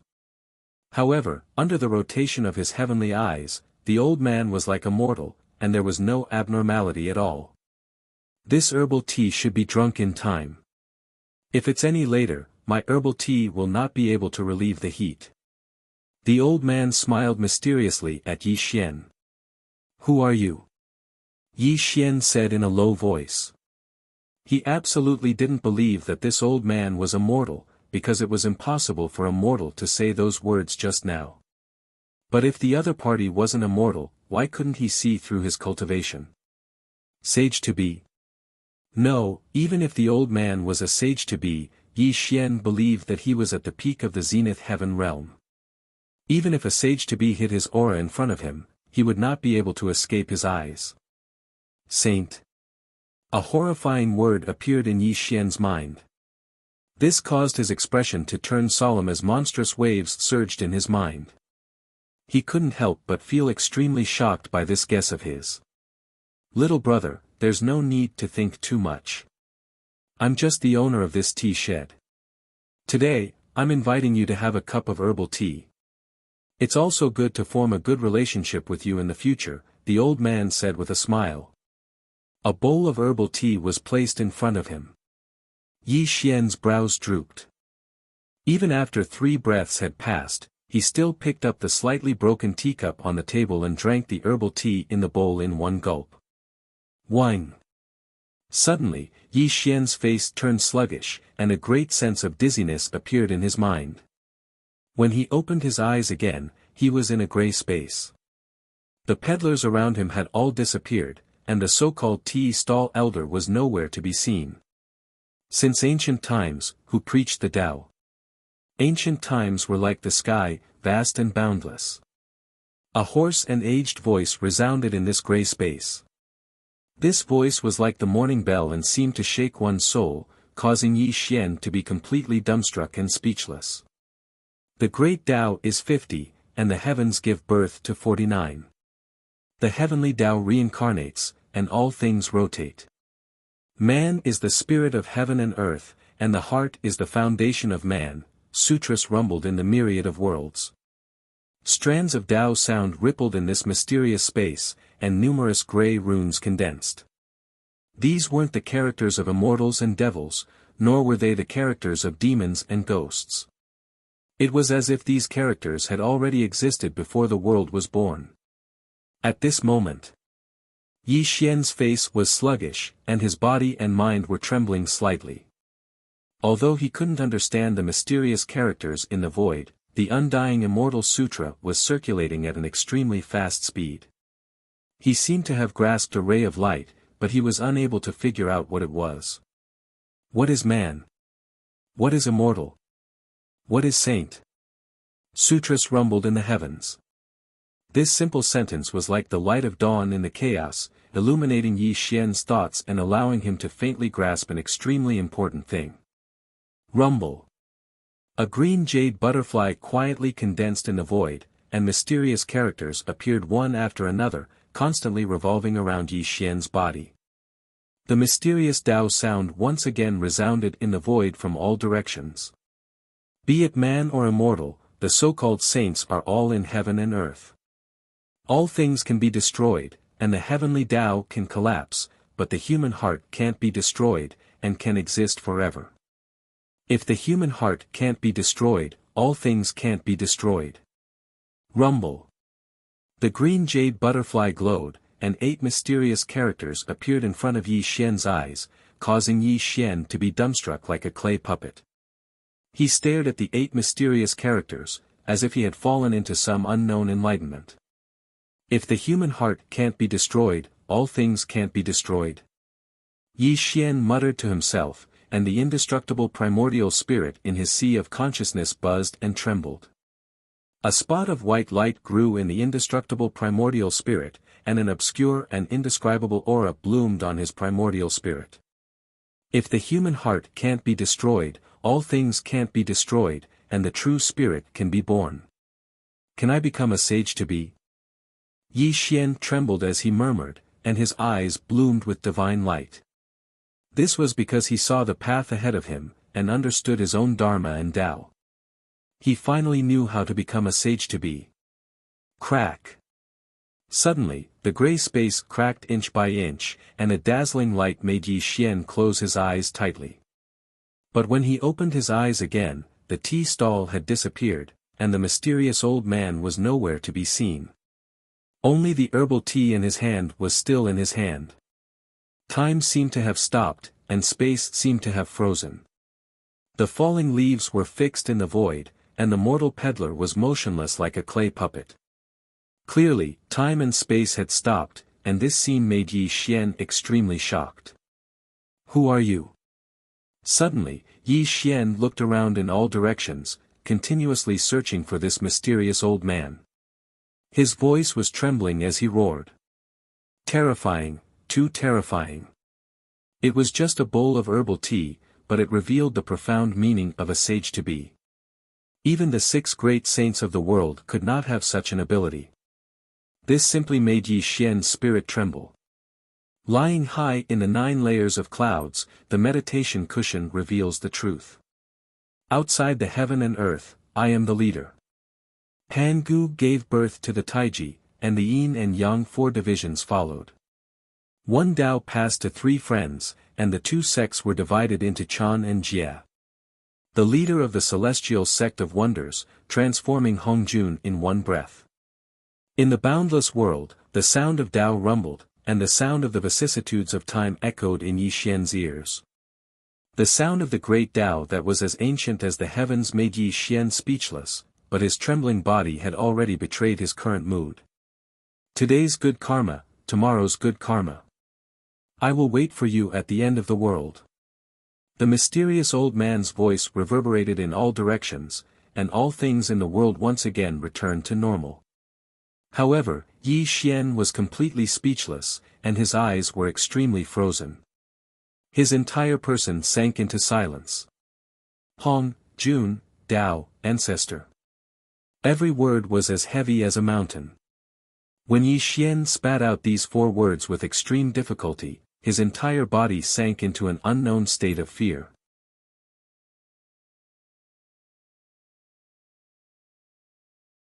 Chapter 6:12. Time and space resumed its operation. Birds flapped their wings and flew across the sky. The vegetation on both sides of the dirt road rustled in the wind. The peddlers also woke up from their stillness. However, there was confusion in their eyes, as if they had forgotten what had just happened. Yi Xian lowered his eyebrows and clenched his fists. No one knew what kind of monstrous waves were surging in his heart. Even when the world resumed its operation, he still had not recovered. Dao Ancestor Hongjun. He is Dao Ancestor Hongjun. Yi Xian murmured to himself. His eyes were as deep as an ancient pool. However, his clenched fists betrayed his restless state of mind. At the beginning of the world, Hongjun came to the world. The Purple Cloud Palace set the 7 great sages and even mended the way of heaven himself. He could be called the strongest person in the 3 realms. Dao Ancestor Hongjun, the Jade Butterfly of Fate. If Yi Xian was not mistaken, the green jade butterfly that appeared in front of him just now was the legendary Jade Butterfly of Fate. It contained the way of heaven and allowed him to find the way to become a sage-to-be. Dao Ancestor Hongjun disappeared without a trace. Even the 6 great sages could not find him. The last time Dao Ancestor Hongjun appeared was during the Great God Investiture Tribulation. He stopped the fight between the 5 great sages. However, Yi Xian did not expect that Dao Ancestor Hongjun, who was lying high in the 9 clouds, would appear in front of him and even give him the chance of becoming a sage-to-be. This was simply unimaginable to Yi Xian. Who was Dao Ancestor Hongjun? That was someone who was as famous as the great god Pangu. He was also the first person in the world to become a saint. He used his body to complete the heavenly Tao and could completely represent the will of the world. He was an unimaginable supreme figure. The way of heaven was Hongjun, and Hongjun was the way of heaven. This sentence fully explained Dao Ancestor Hongjun's status. Throughout the 3 realms, no one could compare to him. Yi Xian did not understand why Dao Ancestor Hongjun would help him. He did not understand Dao Ancestor Hongjun's purpose for him.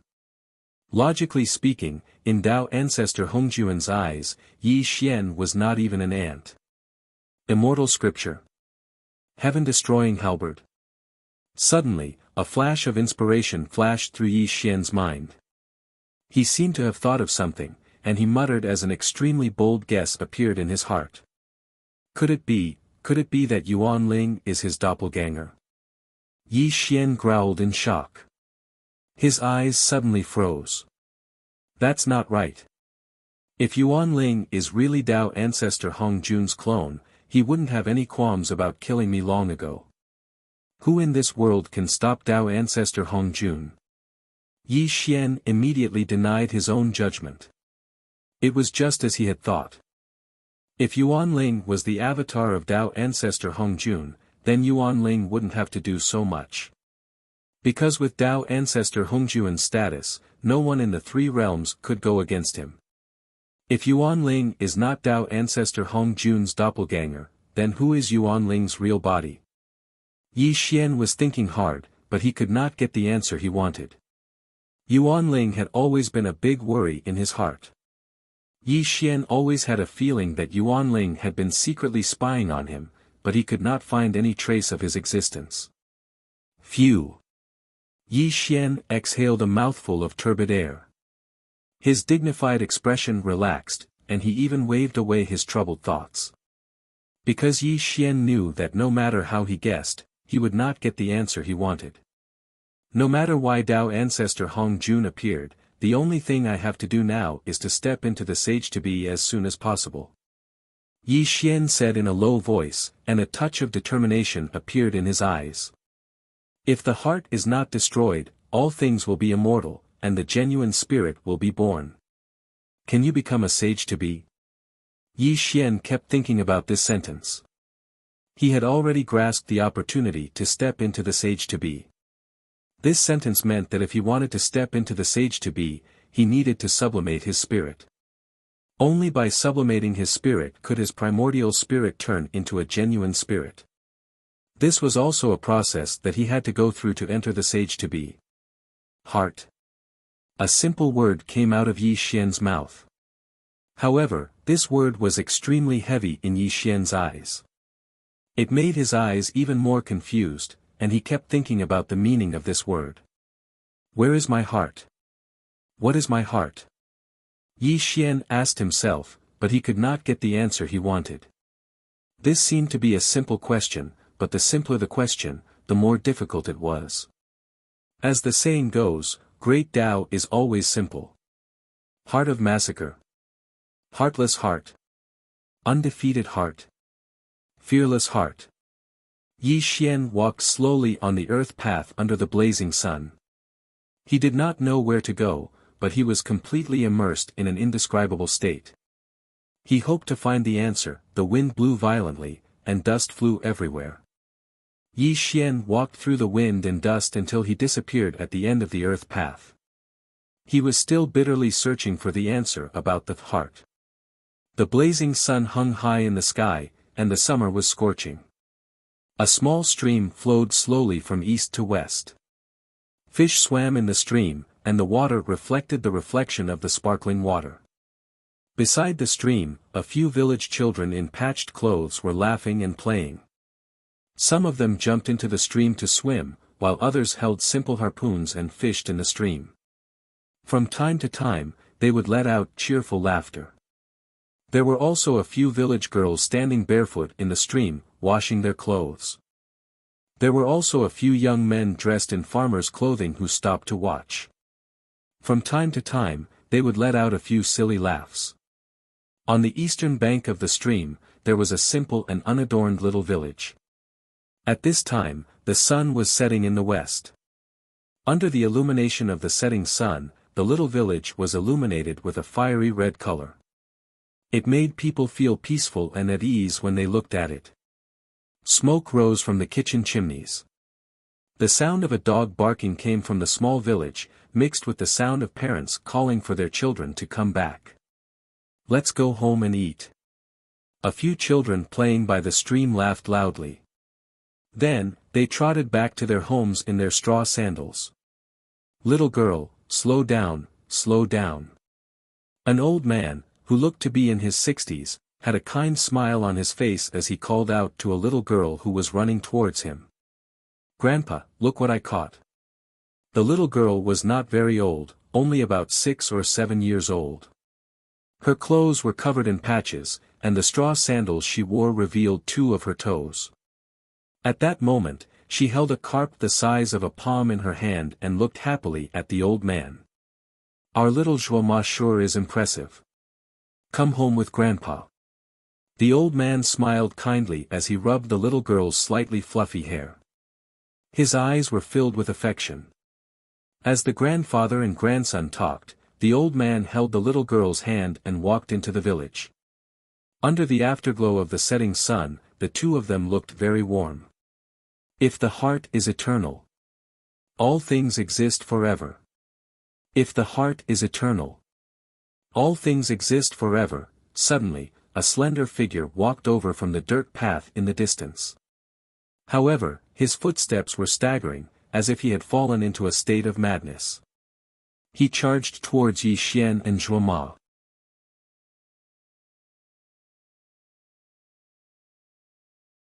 Chapter 613. Aya. Bang. When Yi Xian passed by the grandfather-granddaughter pair, the little girl let out a cry of pain. Her small body staggered after being knocked by Yi Xian, and she fell to the ground. Little Zhuoma. The old man's heart ached as he hurriedly went forward to help the little girl up. He then patted the dust off her body before looking at Yi Xian. Yi Xian's hair draped over his shoulders, covering his face. However, his eyes were dazed and lifeless. He was still muttering the words, the opportunity to step into the quasi-saint realm. He did not even notice that he had knocked the little girl down. Yi Xian staggered forward. At this moment, he'd already arrived at the side of the stream. Under the old man's astonished gaze, Yi Xian actually walked towards the stream, as if he didn't know that the stream could kill him. It must be known that the stream seemed very shallow, and there were even children playing in it. However, this was only limited to the banks of the stream. There were many undercurrents in the middle of the stream. If a person was in the middle of the stream, they would drown and devour him. He would definitely die. Be careful. The old man was benevolent. Although Yi Xian had knocked the little girl down, he could sense that Yi Xian's mind was muddled. It was definitely not intentional. When he saw that half of Yi Xian's body was submerged in the stream, his expression changed drastically and he cried out anxiously. Unfortunately, Yi Xian did not seem to hear the old man's words. He continued to walk forward in the stream, and his body gradually sank into the stream. In a few breaths' time, Yi Xian would be completely swallowed by the stream. Come back quickly. The old man looked old, but his legs were extremely nimble. He jogged towards Yi Xian in 3 steps, then jumped into the stream. His aged hand quickly grabbed onto Yi Xian's arm, and just like that, he pulled Yi Xian back to the shore. If the heart is not extinguished, all things exist forever. True spirit is born. Have you become a quasi-saint? Yi Xian lay on the grass after being pulled to the bank by the old man. However, his eyes were still lifeless as he kept muttering these words. It was as if these words had become a curse that was firmly engraved in his mind. Grandfather, is this big brother sick? The little girl pulled on the old man's arm and shook it. She looked at Yi Xian with a hint of curiosity. Little brother, where are you from? The old man frowned as he looked at Yi Xian's muddle-headed appearance. However, he still asked. However, Yi Xian didn't have the slightest reaction and kept repeating this sentence. Sigh. The old man let out a long sigh and said, it seems that this person has lost his mind. I don't know why he ended up here. Grandfather, this big brother is so pitiful. Why don't we bring him home and give him something to eat?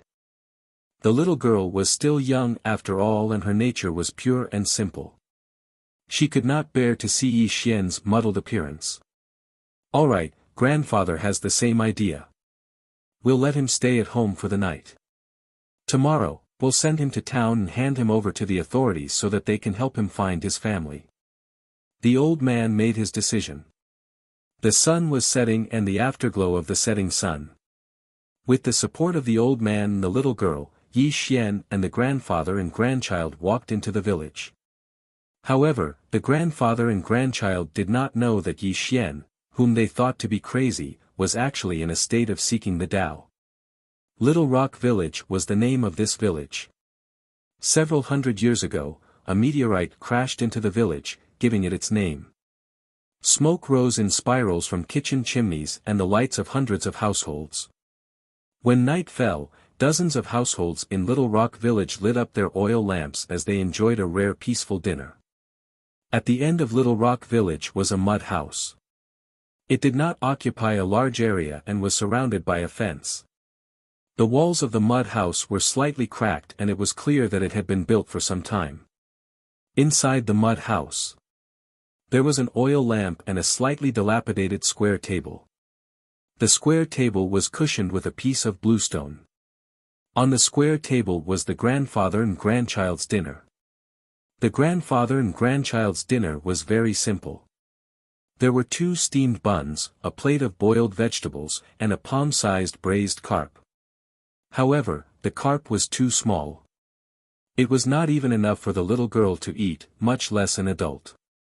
A glimpse of the whole leopard reveals the whole leopard. Clearly, the grandfather and grandchild did not live a wealthy life. With an additional person in the house, the food supply in the house was stretched thin. In front of the square table, the grandfather and grandchild sat across from Yi Xian. However, Yi Xian did not speak or move. No matter how the elder and the little girl asked Yi Xian did not answer. Big brother, you are a guest. Here are the steamed buns and the fish. Although the little girl was young, she was obedient and sensible. She pushed the fish in front of Yi Xian and picked up a steamed bun and placed it in Yi Xian's bowl. Then, she swallowed her saliva and looked at Yi Xian. Clearly, it was night and the little girl was naturally hungry. However, there was not much food at home, so she could only silently endure it. Little Zhuoma, Grandpa already ate in the afternoon. This is for you. The elder smiled kindly and placed the remaining steamed bun in the little girl's hand. Then, he lovingly stroked the little girl's fluffy hair. You're lying, Grandpa. Little Zhuoma saw Grandpa working for Uncle Blacksmith in the afternoon. Since when did you eat lunch? The little girl hurriedly refused and glared at the elder angrily. Grandpa really did eat. Why don't you believe me? The elder smiled awkwardly before breaking the steamed bun in half and handing one half to the little girl. Come. Grandpa will eat with you. The grandfather and granddaughter were extremely warm. They began to eat dinner as they chatted and laughed. However, what the two of them did not know was that when this scene appeared before Yi Xian's eyes, his perplexed eyes gradually focused. The 6 realms of reincarnation are the cycle of all things. The saddest thing for mortals is to sink into the mortal world. After 100 years, their souls will return to the underworld, forever falling into the cycle of reincarnation. This so-called affection in the mortal world is just an illusion. Is it really that important to you? Suddenly, a low and cold voice came out of Yi Xian's mouth. This caused the grandfather and grandson duo, who were originally chatting and laughing, to be slightly stunned. Then, they looked at Yi Xian in pleasant surprise. Brother, you've woken up. The elder looked at Yi Xian in surprise. Unfortunately, Yi Xian did not answer the elder's question. He only stared at the two of them silently before looking at the food on the table. A steamed bun, a plate of boiled vegetables, and a palm-sized braised carp. When Yi Xian saw these 3 items in the mortal world, a smear of disdain flashed through his eyes. Yi Xian was not disdainful of the food in the mortal world. Instead, he was disdainful of his kindness towards the two of them. You would rather starve yourselves and give me a portion of your food. In my opinion, your so-called kindness is nothing more than a joke. Yi Xian coldly said.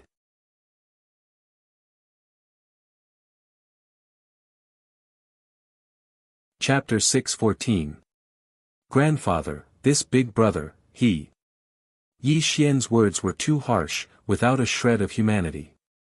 This caused the smile on the little girl's face to vanish. She looked at Yi Xian with fear because she had never seen someone as unreasonable as Yi Xian. Good girl, Zhuoma. The old man rubbed the little girl's hair as if he was trying to calm her down. He then looked at Yi Xian kindly and said, Little brother, your temperament is too extreme. There are actually far too many beautiful things in this world. If you can view this world with a normal heart, you will definitely discover many beautiful things. Beautiful things. Yi Xian slowly stood up. He gazed at the sky through the window as a gloomy light flashed through his eyes. The strong prey on the weak, and only the fittest survive. This is the iron law of the world. If you're weak, you deserve to die. Only the strong can control the fate of the weak. This principle has never changed. The so-called kind and benevolent heart is an extremely useless thing. It's only synonymous with the weak. The atmosphere was oppressive, as heavy as a mountain. When Yi Xian finished speaking, he slowly turned to look at the old man and said with a deep voice, Elder, am I wrong? This was the gaze Yi Xian used to look at the old man. There wasn't any emotion in it at all. It was as if Yi Xian was looking at the old man as if he was looking at an ant. Ha! Suddenly, the old man laughed aloud. He did not feel Yi Xian's emotionless gaze at all. He met Yi Xian's gaze without any fear and said with a hoarse voice, Little brother, humans are humans because they are different from animals. Humans have their own feelings, and they have their own desires. We can cry, we can laugh, we can be sad, and we can be happy. If it's really as you say, that humans have abandoned their so-called kind and benevolent hearts, then how are we any different from animals? The old man's voice was sonorous and powerful, and a touch of humanity blossomed from his body. When he finished speaking, an unimaginable aura covered the sky and covered the earth, causing Yi Xian to be stunned on the spot. The old man was not a Tongtian Almighty. He was just a mortal, an ordinary old man who was about to be buried in the earth. However, when he finished speaking, it seemed to have caused some kind of resonance. It even contained an unimaginable aura. Even with Yi Xian's peak grand heavenly realm cultivation, his soul trembled to the extreme at this moment. Human Tao and all living beings could not be stopped by the heavens. As long as their spirit was not destroyed, they could live forever. Even if the heavenly Tao collapsed, their spirit would never be destroyed. Humans were human because they had both good and evil sides. Although they were extremely contradictory creatures, it was also because of the existence of humans that the world was able to display a magnificent scene of mountains and rivers throughout the ages. Although the old man did not understand this principle, the aura he displayed now represented all living beings of the human Tao. Even though Yi Xian was at the peak of the grand heavenly realm, his soul trembled slightly in the face of this indescribable living beings of the human Tao. Little brother, although this old man does not know what happened to you that caused your temperament to become so extreme, this old man hopes that you can understand that whether it is immortals or gods, they are all made of humans. If even the most basic human heart has been lost, then can he still be called a human? The old man had the radiance of humanity and a kind of awe-inspiring righteousness. Of course, the so-called awe-inspiring righteousness did not refer to a kind of righteous aura, but a kind of fearless and magnanimous aura. Establishing a heart for the world, establishing a life for the people, inheriting the lost knowledge for the past saints, and establishing peace for all ages. The reason why humans are human is that we have a human heart that animals do not have. If everyone thinks like you, little brother, then this world will no longer exist. The old man's aura was like a rainbow, and his voice was resolute and decisive. Human heart. After a long time, Yi Xian murmured with a trembling voice. He slowly raised his hands and constantly scrutinized them. The smell of blood surged into his mouth and nose, and images flashed through his mind, causing his thoughts to drift as if they were bringing him back to the distant past. In his childhood, the world was cold, and snow danced wildly. When Yi Xian was still a child, he and his mother were chased out of the Yi family. He looked at the Yi family's door with hatred in his eyes, and swore to the heavens in his young and hateful heart. If Yi Xian was able to shake the world one day, he would seek justice for his mother from the Yi family. He would personally destroy the Yi family, and he would make his so-called father and grandfather kneel and repent to him and his mother. The snowstorm that year was very strong, and the temperature was very cold. It even froze his young and tender heart, causing him to be unable to feel a trace of warmth in the human world. In his youth, young and hot-blooded, that beautiful figure appeared in front of Yi Xian. That year, they were innocent playmates. That year, they were childhood sweethearts. A crack appeared in Yi Xian's frozen heart, and he was filled with longing for the future. Unfortunately, when he reached the age of 14, the heavens played a big joke on him. A grievous news caused him to be consigned to eternal damnation. He was diagnosed with an incurable disease. His so-called childhood sweetheart vanished into thin air. The so-called innocent playmates were nothing more than a joke. When he fell ill on his bed and watched his beloved girl gradually disappear, Yi Xian's heart that had just warmed up was once again wrapped in ice. That year, he left behind a letter and left. In a muddle-headed state, he entered Heartbreak Mountain. He started a new life, and under Yuan Ling's cruel and merciless guidance, he fought and bathed in blood in the Blood Sea battlefield. The so-called innocence no longer existed. The so-called benevolence and kindness were abandoned by him. He completely turned into a heartless person, and he firmly believed in the supreme principle of human nature being evil.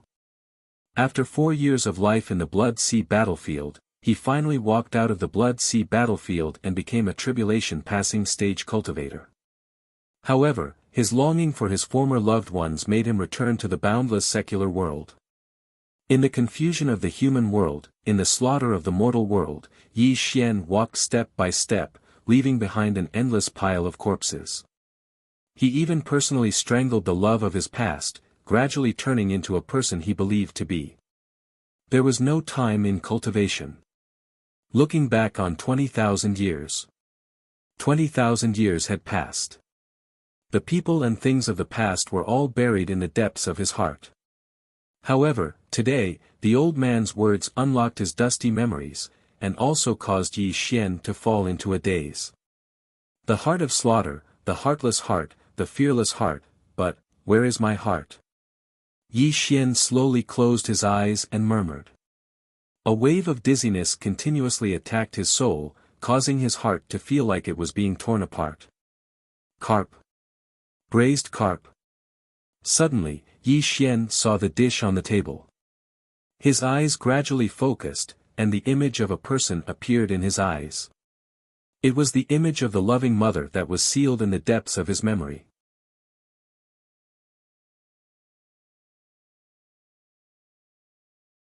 Chapter 6:15. In Yi Xian's distant memories, the dish he loved to eat the most when he was young was braised carp. This was also his mother's best dish. He hadn't eaten it for 20,000 years. At this moment, Yi Xian's state was extremely unstable, which made the little girl hide behind the old man in fear. The old man could only shake his head and sigh, thinking that Yi Xian's madness had acted up again. Little brother, you. Without waiting for the old man to speak, Yi Xian picked up the bowl and chopsticks on the table and put a piece of fish into his mouth with trembling hands.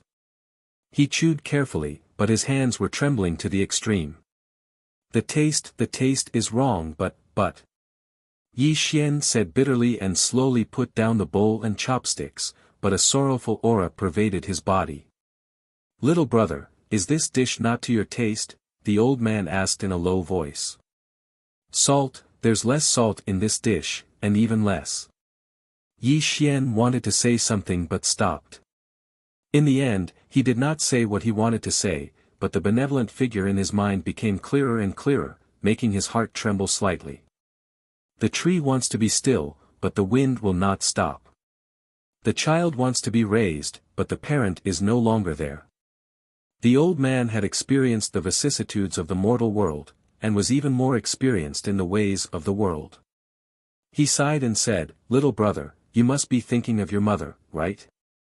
Hearing the old man's words, Yi Xian laughed self-deprecatingly. He looked out the window at the vault of the sky, and a touch of sorrow and loneliness bloomed around him. He sank into silence. It was late at night, and the lone moon hung high in the sky. Yi Xian stood by the window like a stubborn rock, unmoving and silent. This made the grandfather and grandson look at each other helplessly. They could only accompany Yi Xian like this, hoping that Yi Xian would wake up. The path of the cool breeze is long, accompanied by immortality, the sea of blood is boundless, and the slaughter follows. It turns out that I had already lost my heart when I was young. How can I enter the sage-to-be realm? Suddenly, Yi Xian snapped out of his thoughts. He turned around and smiled at the grandfather and grandson duo. However, his smile was extremely bitter and filled with confusion. If Elder doesn't mind, I would like to stay in your residence for a few days. I wonder if Elder would agree. Yi Xian bowed respectfully to the old man.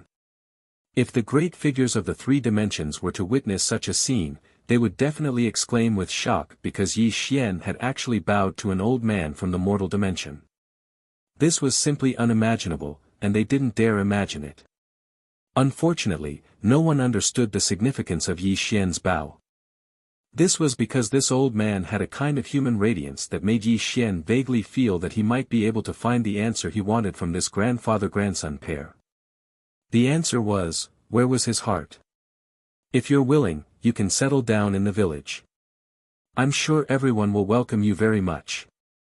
The old man smiled benevolently and patted Yi Xian on the shoulder affectionately. "Thank you, elder." Yi Xian nodded gently and expressed his gratitude once more. The three of them sat down at the table and began to chat under the affectionate hospitality of the grandfather and grandson. However, they were no longer as unfamiliar as before. The next morning, the sun rose. When the door was gently pushed open, Yi Xian walked out of the earthen room. He stretched his arms against the morning sun as a smile appeared on his face. "Big brother, you're up so early." A weak voice rang out from behind Yi Xian. The old man led the little girl behind Yi Xian. The little girl hid behind her grandfather and looked at Yi Xian curiously. "Little Zhuoma, you're up early as well." Yi Xian smiled at the little girl and nodded at the old man. "Uncle Zhua, do we have a guest?" Suddenly, a rough voice came from outside the courtyard. Several middle-aged men were waiting outside the courtyard.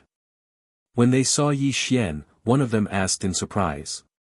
"Ha!" The old man laughed loudly. Come, this is a nephew of mine from afar. His name is Yi Xian. He'll be settling down in our village from now on. Let's get to know each other." As the old man spoke, he pulled Yi Xian out of the courtyard. The middle-aged men greeted Yi Xian in a simple manner. "Brother Yi, my name is Li Dazhuang. I'm a blacksmith in our little river village. If you need any tools in the future, just look for me." Li Dazhuang patted his chest and grinned.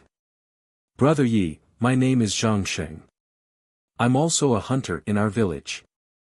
As the burly men introduced themselves one by one, Yi Xian smiled and cupped his hands at them. "I'm Yi Xian, a traveling scholar. I've specially come to seek shelter from my uncle. Please take care of me in the future." "Ha!" Li Dazhuang laughed boorishly and patted Yi Xian's shoulder affectionately. "Brother Yi, don't be so polite. You're Uncle Zhua's nephew, so you're our family. If you need anything in the future, just ask." Uncle Li, Zhuoma remembers that Sister Li is still unmarried. A few days ago, Master Zhang from the neighboring village personally came to propose marriage, but he's so old. "Why don't you let my brother Yi be Sister Li's husband?" A weak voice sounded behind the old man. Who else could it be but little Zhuoma? "Good girl, you're actually thinking about my daughter for your brother Yi. You little rascal." Li Dazhuang was stunned at first, then he laughed loudly. However, because of the little girl's words, Li Dazhuang really carefully examined Yi Xian. A hint of satisfaction flashed across his eyes, and he was faintly moved. It was obvious that Yi Xian had a handsome appearance and looked like a scholar. Moreover, he spoke politely. It was obvious that he was someone who had seen the world and was definitely not a country bumpkin. This naturally caused Li Dazhuang's heart to be moved. All right. You little rascal, don't make things difficult for your Uncle Li." The old man chuckled and pretended to reprimand little Zhuoma. "Uncle Zhua, don't say that. I see that brother Yi is quite knowledgeable. If he really wants to, he can meet my good-for-nothing daughter. If the two of them are in love with each other, there's nothing wrong with that." Li Dazhuang laughed as if he was joking. However, the way he looked at Yi Xian became more and more satisfied. Such a scene left Yi Xian slightly speechless. He could only remain silent. The old man seemed to see Yi Xian's helplessness and changed the topic. "This nephew of mine has just come to our village, so I'll have to trouble everyone to help build a house. When the time comes, there will be many things I'll have to trouble everyone with, so please take care of him." Of course. Since Brother Yi wants to settle down in our little rock village, everyone should help each other. Li Dazhuang patted his chest and laughed. The villagers of Little Rock Village were very simple, and it had been a long time since an outsider came. This time, Yi Xian's arrival was warmly received by the villagers. Under the guidance of the grandfather and grandson, he met the villagers one by one. Blacksmith Uncle Li, mountain hunter Zhang Sheng, carpenter second Uncle Lu, and Aunt Wang from the clothing store. There were dozens of families. Under the guidance of the grandfather and grandson, Yi Xian visited them one by one. This was also considered a greeting to the villagers of Little Rock Village.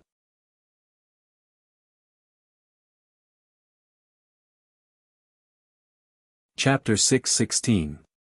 Half a day passed.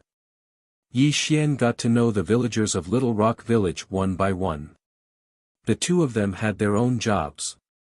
Although Zhuoma was young, she was very nimble and helped out at Aunt Wang's house. The old man, surnamed Shuo, was rather old. He usually helped out at the blacksmiths or the carpenters to maintain the daily necessities of the two of them. Although their lives were a little hard, they enjoyed the peace and quiet.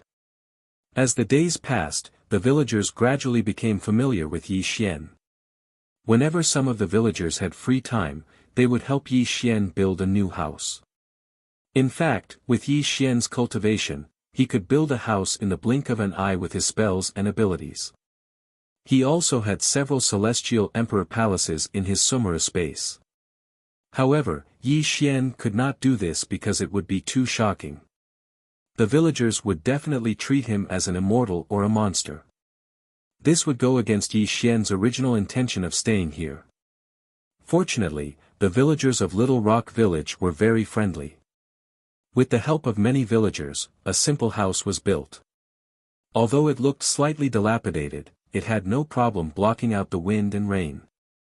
This also allowed Yi Xian to finally settle down in Little Rock Village and officially become a part of it. The afterglow of the setting sun shone down on the village.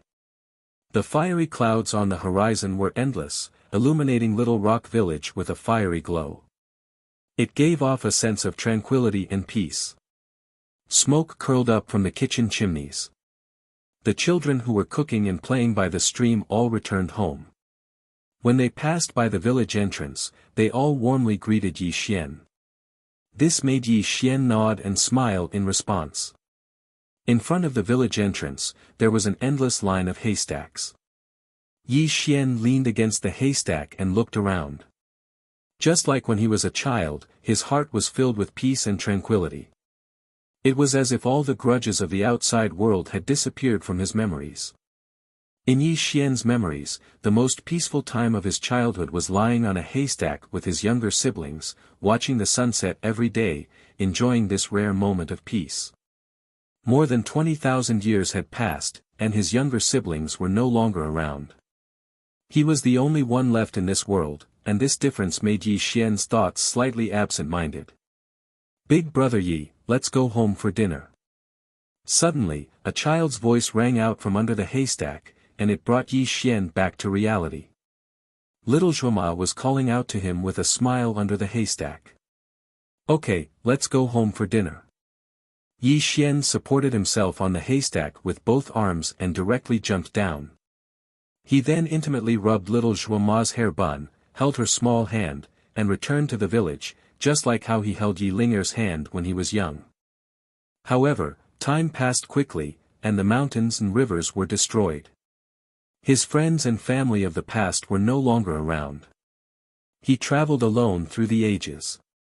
Yi Xian could no longer return to that innocent and naive era. In the grandfather's home. 2 plates of vegetables and 3 steamed buns. This was the dinner for the grandfather, grandson, and Yi Xian. They did not speak while eating. The grandfather, grandson, and Yi Xian quietly ate dinner. However, Uncle Zhuo seemed to have something on his mind today. As he ate, he would occasionally glance at Yi Xian. Every time he opened his mouth, he would not say anything in the end. "Uncle Zhuo, there's no harm in speaking your mind." Although Yi Xian seemed young, he had lived for 20,000 years. How could he not tell that the old man had something to say? This made him put down his bowl and chopsticks and speak softly. Hearing Yi Xian's words, Uncle Zhuo smiled awkwardly, but there was nothing to hide. "Little Yi, you've been in the village for 3 months now. In these 3 months, you've occasionally helped everyone with work and even helped me and elder son with the money.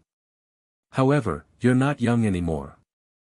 Look, all the young men in the village your age are already married. I think that Li Dazhuang's daughter is not bad. Why don't you? Uncle Zhuo wanted to say something, but he stopped. Although he did not finish his sentence, his meaning was clear. He was concerned about Yi Xian's life. That's right, brother Yi. Elder sister Li is really not bad. Look, she personally cooks for you every day. She even sews clothes for brother Yi. Why don't you marry elder sister Li? That way, Zhuoma will also have a sister-in-law, little Zhuoma said mischievously. Looking at the grandfather and grandson's expectant faces, Yi Xian was slightly stunned. Then, he slowly shook his head. A trace of helplessness flashed through his eyes. Ai. Uncle Zhuo let out a long sigh. He knew that Yi Xian did not agree to the marriage. In fact, the only reason he could speak up today was because Li Dazhuang had secretly asked for his opinion. He wanted to sound out Yi Xian's thoughts. After all, in Little Rock Village, there were only a few rural villagers. People with some talent like Yi Xian were few and far between. Li Dazhuang was extremely fond of Yi Xian and wanted to marry his daughter to Yi Xian. Of course, elder sister Li treated Yi Xian extremely well. Although she was not a lady from a wealthy family, she was still virtuous. Otherwise, why would she cook and sew clothes for Yi Xian every day? Clearly, she was extremely fond of Yi Xian. Alright. Let's not talk about this for now. Tomorrow is the annual great day of Buddha worship. This is the most important day in our Little Rock village. The Buddhist emissary will personally come to our Little Rock village to spread the light of Buddha. Little Yi, you have just settled down in the village. You must not be negligent when you see the Buddhist emissary. The old man skimmed over Yi Xian's marriage and constantly reminded Yi Xian of the things he needed to pay attention to tomorrow. Dinner only continued and Yi Xian nodded in agreement. Great day of Buddha worship. It was a festival in the Aparagodania continent. After all, everyone in the Aparagodania continent was devoted to Buddha. More than 80% of the mortals were Buddhist believers. This festival was naturally extremely important. Buddhist emissaries would come to every village to preside over this festival. Knock, knock, knock. Suddenly, there was a light knock on the door, and a weak female voice came from outside. Is Grandpa Zhuo home? Hee. Little Zhuoma giggled and rushed to open the door. She even turned around and made a funny face at Yi Xian. She giggled and said, Brother Yi, elder sister Li is here to see you. Creak. The door was pushed open by the little girl. A young girl in patched clothes was standing uneasily outside the door. The girl's skin was bronze, and her black hair was tied together with a wooden fork. Although she was not a beauty, she gave people a feeling of sunshine. She did not wear any makeup, but there was a kind of simple beauty to her.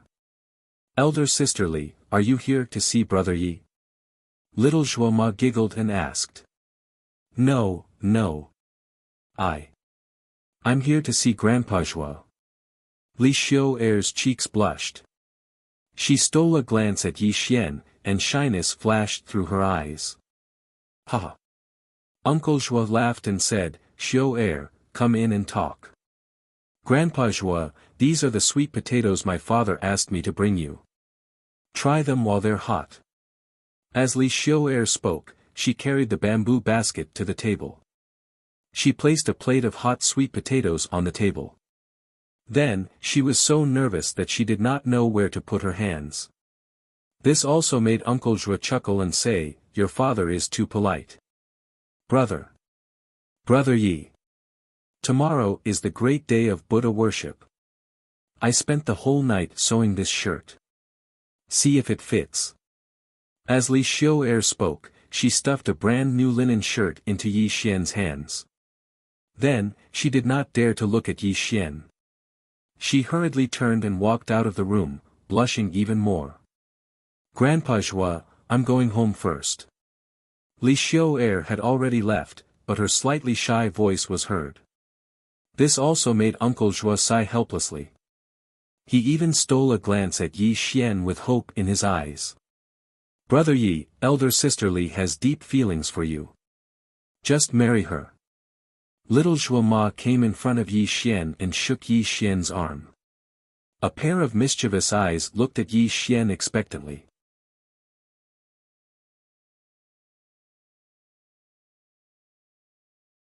Chapter 6:17. Yi Xian could feel the little girl's expectant gaze. He could also feel that Uncle Zhuo wanted to bring him and Li Xiu together. However, he was not immortal, so he could not take Li Xiu as his wife. Little Zhuo Ma, stop messing around. Your brother Yi knows what he's doing. Uncle Zhuo waved at the little girl, and she returned to the table in disappointment. It's rare for Xiu to be so sincere. You have to cherish her. Uncle Zhuo sighed and did not say anything else. He called Yi Xian over to continue eating. After all, feelings could not be forced. Uncle Zhuo could not force Yi Xian. That was not how he conducted himself. After the three of them finished eating, Yi Xian left as well. When Yi Xian left the house, Uncle Zhuo looked at Yi Xian's back and sighed softly. Little Zhuo Ma. Grandpa. In the future, don't mention anything about your sister Li and your brother Yi, Uncle Zhuo reminded her. Hearing her grandpa's warning, little Zhuo Ma asked in confusion, Grandpa, if sister Li is so nice, why does brother Yi sigh? Before the little girl could finish speaking, Uncle Zhuo looked at Yi Xian's back and sighed softly. Your brother Yi is not a normal person. He may have settled down in Little Rock Village, but there will come a day when a hidden dragon will soar into the sky. How can our little temple house a divine dragon? Hearing her grandpa's words, little Zhuo Ma was rather confused. However, she knew her grandpa had to be right, so she nodded obediently and remembered his words. Although the old man was immortal and had raised his granddaughter all by himself, he had experienced the baptism of time. He could sense that Yi Xian had a great background. Otherwise, he would not have said that the strong preyed on the weak. Little Yi, no matter who you are, Uncle Zhuo hopes that you can be safe, the old man murmured to himself. It was a simple house made of mud and wood. Although it looked rather dilapidated, it had no problem blocking out the wind and rain. This was Yi Xian's residence in Little Rock Village. There was a straw mat and a bed. Apart from that, there was nothing else. Yi Xian sat on the straw mat with the clothes Li Xiu had sewn for him on his knees. A hint of helplessness flashed through Yi Xian's eyes. He then placed the clothes by his side, without looking at them carefully. It wasn't good to be tainted by the feelings of mortals. This wasn't Yi Xian's original intention for staying in Little Rock Village. He only stayed in Little Rock Village to find his lost heart. Only by finding his heart would he be able to step into the quasi-sage realm, calm. The next morning, the sun rose and its golden rays shone on Little Rock Village. The sounds of gongs and drums rang out incessantly, mixed with the laughter of many villagers. Brother Yi, today is the great day of Buddha worship. Are you awake? The little girl's laughter came from outside the door. Yi Xian slowly opened his eyes, got up, and opened the door to walk out. Uncle Zhuo. After leaving the room, Yi Xian saw the old man and the little girl waiting for him outside. This caused Yi Xian to lightly smile as he greeted the grandfather and grandson duo. Brother Yi. For some reason, every time the little girl saw Yi Xian, she felt that Yi Xian gave her a sense of security. It was an inexplicable feeling, but it made the little girl want to stay by Yi Xian's side. This made her jog to Yi Xian and shake Yi Xian's arm while giggling. In fact, the little girl's feeling was not wrong. Although Yi Xian had concealed his cultivation, he was still a peak grand heavenly immortal and a celestial emperor of the three realms. Even if Yi Xian tried his best to hide his aura, an expert was still an expert. His every action naturally gave others a sense of security. Ha! The old man stroked his beard and laughed, Little Yi, it's rare for this girl to like you. If she wasn't so young, I would raise both hands in approval of her being your wife. Grandfather. The little girl stamped her feet. Clearly, she was a little shy from being teased by Uncle Zhuo. Little Zhuo Ma is very obedient. If she's willing, she can become sworn siblings with me, Yi Xian said with a smile. Brother Yi, is what you said true? The little girl's eyes lit up and she spoke excitedly. She had lost her parents when she was young and had no relatives other than her grandfather. If she could become sworn siblings with Yi Xian, it would naturally make the little girl extremely happy. Good, good, good. Then it's a deal. Little Yi, you can't go back on your word. Uncle Zhuo laughed loudly. Uncle Zhuo was most worried about his little granddaughter. His lifespan was about to come to an end, but his granddaughter was still very young. If Yi Xian could take care of her on the day he entered his coffin, he would die in peace. Brother Yi. Suddenly, just as Yi Xian was talking to Yi Xian, he saw Li Dezhuang and his daughter walking towards him. However, when Li Xiu'er saw that Yi Xian was not wearing the clothes she sewed, a trace of disappointment flashed across her eyes. However, she quickly hid that disappointment. Alright, today is the great day of Buddha worship. Let's hurry up and not let the village chief and the others wait. Under Uncle Zhuo's greeting, the two families walked towards the center of Little Rock Village. They talked and laughed along the way, creating a warm atmosphere. The center of Little Rock Village. The place was bustling with activity. Dozens of villagers from Little Stone Village were gathered here. An altar as tall as 3 people stood in the center. On top of the altar, there was a golden Buddha statue that made people feel awe and veneration when they looked at it. The great day of Buddha worship was held once every 10 years. It was the most important festival in Aparagodania. It was also on this day that Buddhists bestowed blessings to mortals, allowing them to feel the blessings of Buddhism. Casting spells to rain, watering the earth, and curing illnesses were all blessings that Buddhists would bring to mortals. This made the mortals of Aparagodania feel deeply grateful towards Buddhism. Uncle Zhuo, this way, this way. When Yi Xian and the others arrived at the center of the village, they saw a middle-aged man waving at them. His name was Zhang Qinghe, and he was the village chief of Little Rock Village. His father and Uncle Zhuo were brothers for many years. However, his father died of illness several years ago, so he took over the position of village chief. Qinghe. Uncle Zhuo greeted him warmly.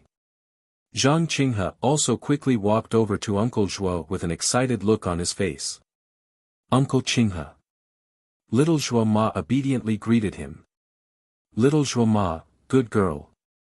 This candy is for you. Zhang Qinghe laughed and stuffed a candy he had prepared in advance into Little Zhuo Ma's hand. The little girl happily accepted it. Brother Yi, here's a candy for you. The little girl turned around and stuffed the candy in her hand into Yi Xian's. Her crescent-shaped eyes were smiling, making her look even more obedient and cute.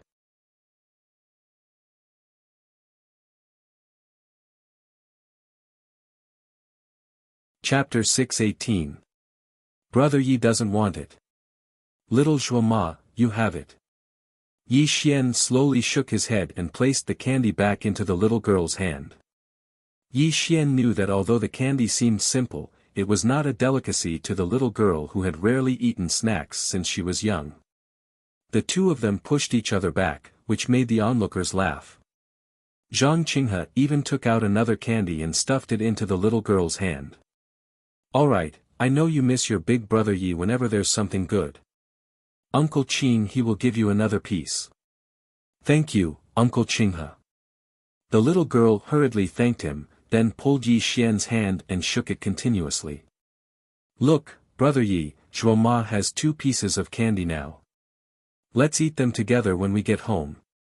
These words fully explained the nature of the little girl. This also caused Yi Xian to lightly nod his head. His heart, which seemed to have been sealed in ice for eternity, revealed a trace of warmth. Qinghe, what's with the 3 animals and 4 fruits? Suddenly, Uncle Zhuo frowned. He seemed to have noticed something when he saw the offerings on the altar, so he turned around and asked Zhang Qinghe. Huh? Zhang Qinghe was first stunned when he heard Uncle Zhuo's words. Then, a bitter smile appeared on his face. Uncle Zhuo, don't you know what's going on in Little Rock Village? There was a locust plague 2 years ago and a drought last year. It's just getting better this year. The 3 animals are all treasures. If they're really slaughtered, Little Rock Village's days will be even harder, Zhang Qinghe said, feeling wronged. This. Uncle Zhuo's face turned pale. How could he not know Zhang Qinghe's grievance? However, if the Buddhist emissary was displeased, he would definitely punish Little Rock Village. As the conversation between the two entered Yi Xian's ears, Yi Xian looked towards the altar. Sure enough, he saw that the offerings on the altar were 3 small animals and some ordinary fruits. What were the 3 animals and 4 fruits? The 3 animals and 4 fruits were items of worship. It was a must for any major festival, but the 3 animals and 4 fruits were also divided into different grades. The 3 animals were divided into different sizes. The 3 animals were sheep's head, pig's head, and ox's head, while the 3 animals were chicken's head, duck's head, and duck's head. At this moment, the 3 little animals were placed on the altar, which were also the lowest grade of offerings. As for the 4 fruits, they were not so particular. Apples, peaches, and other mortal fruits could all be used as the 4 fruits. If they could sacrifice some fruits that contained spiritual energy, that would naturally be the best. However, Little Rock Village's offerings were not only the 4 most common types of fruits, but also the heads of chickens, ducks, and rabbits. This was indeed a bit shabby. However, just as Zhang Qinghe had said, Little Rock Village had suffered 2 consecutive years of disasters. It could be said that there was almost no harvest. The cows were used to plow the fields, the goats were used to milk the cows, and the pigs were used to give birth to piglets. These were all precious animals. If they were really slaughtered, wouldn't it be one disaster after another for Little Rock Village? Uncle Zhuo, there's no need to worry. The Buddhists are merciful. Although we're using little animals as sacrifices, the Buddhist emissary will definitely understand the difficulties of our Little Rock Village. Zhang Qinghe said with a flattering smile. I hope so. Uncle Zhuo's brows were tightly furrowed. His words were somewhat insincere, and a hint of worry flashed across his eyes. Amitabha Buddha. Suddenly, a Buddhist chant was heard from outside Little Rock Village. A dozen monks were seen strolling into Little Rock Village. The one in the lead was about 30 years old.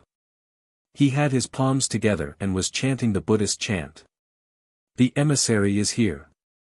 The Buddhist emissary is here. When the dozen or so monks entered Little Rock Village, the villagers cried out in excitement. They even knelt on the ground to worship the monks. Amitabha Buddha. Ku Hui chanted the Buddhist chant, where is the village chief of Little Rock Village? I'm Zhang Qinghe, the current village chief of Little Rock Village. Greetings, emissary. Zhang Qinghe did not dare to be negligent. He quickly ran towards Ku Hui and knelt at his feet to kowtow. In response to Zhang Qinghe's respectful attitude, Ku Hui put his palms together and chanted the Buddhist chant. A hint of satisfaction flashed across his eyes. Although he was a Buddhist emissary, he enjoyed the feeling of being worshipped by mortals. At this moment, Yi Xian had his hands behind his back. He silently looked at the so-called Buddhist emissary.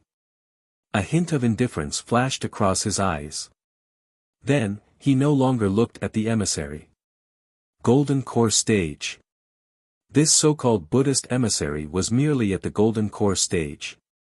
He did not even have the qualifications to carry Yi Xian's shoes. Naturally, this did not arouse the slightest interest in Yi Xian. Are the 3 animals and 4 fruits ready? Even though Ku Hui seemed to be smiling benevolently, but he was asking Zhang Qinghe in a condescending manner. Ready, ready. Zhang Qinghe knelt on the ground.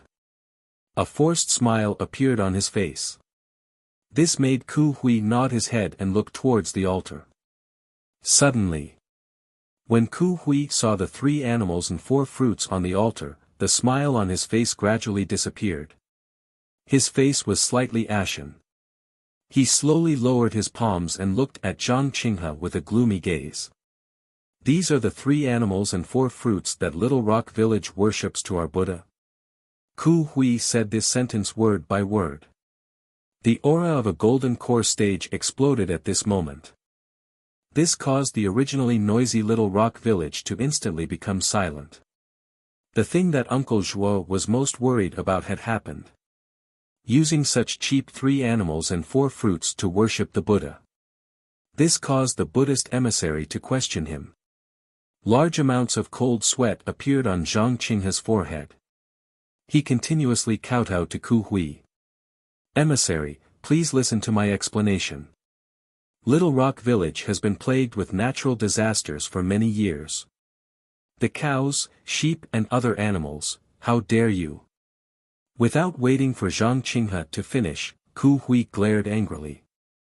His voice was like thunder as he said, "Our Buddha is merciful and benevolent. You do not know how to be grateful. Instead, you use such cheap 3 animals and 4 fruits to worship our Buddha. This is an insult to our Buddhist lineage." Amitabha. Following Ku Hui's angry rebuke, more than 10 monks behind him chanted the name of Buddha. The deafening sound of Zen rang throughout the entire Little Rock Village, causing the villagers to tremble in fear.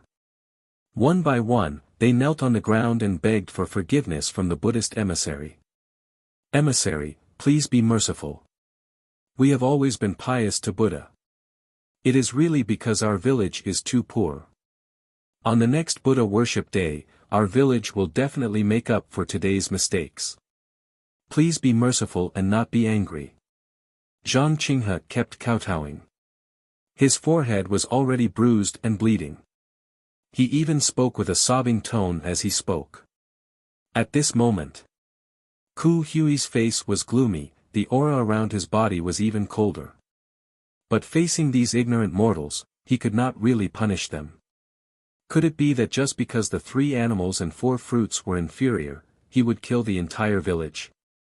If he really did that, he would directly ruin the reputation of Buddhism. His position as a Buddhist emissary would also come to an end. This was not the result he wanted. Actually, the 3 animals and 4 fruits were just a formality. Ku Hui did not really care about it. However, in the entire Aparagodania continent, there were many Buddhist emissaries like him. These Buddhist emissaries also measured the performance of these Buddhist emissaries according to the amount of incense money contributed by each village. Only when the more incense money they received would the Buddhist emissaries give them profound cultivation techniques and cultivation resources.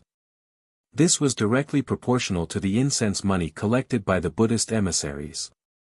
Little Rock Village was currently using the 3 animals and 4 fruits to worship. From this, it could be seen that Little Rock Village could not take out any incense money. This could be said to be a wasted trip for Ku Hui. This was why Ku Hui was so angry. Although Ku Hui was burning with anger towards these lowly mortals, he could not blame them for taking out incense money. He could only quickly end today's worship and go to the next village. Let the worship begin. Ku Hui's face was gloomy. He did not even bother to chant the name of Buddha. He directly walked towards the altar with large strides. A wooden fish appeared in his hand out of thin air. His hand quickly knocked on the fish. The 10 monks behind him chanted the Diamond Sutra in a low voice and announced the start of the worship. You're tuning in to the Han Li's Wuxia Adventures YouTube channel. We're so grateful for your support, and don't forget to subscribe to join us on this incredible journey through captivating stories. Your generosity through donations truly makes a world of difference, as it's the primary source of revenue that allows me to expand and enhance this channel for you. Thank you from the bottom of my heart for being a part of this adventure.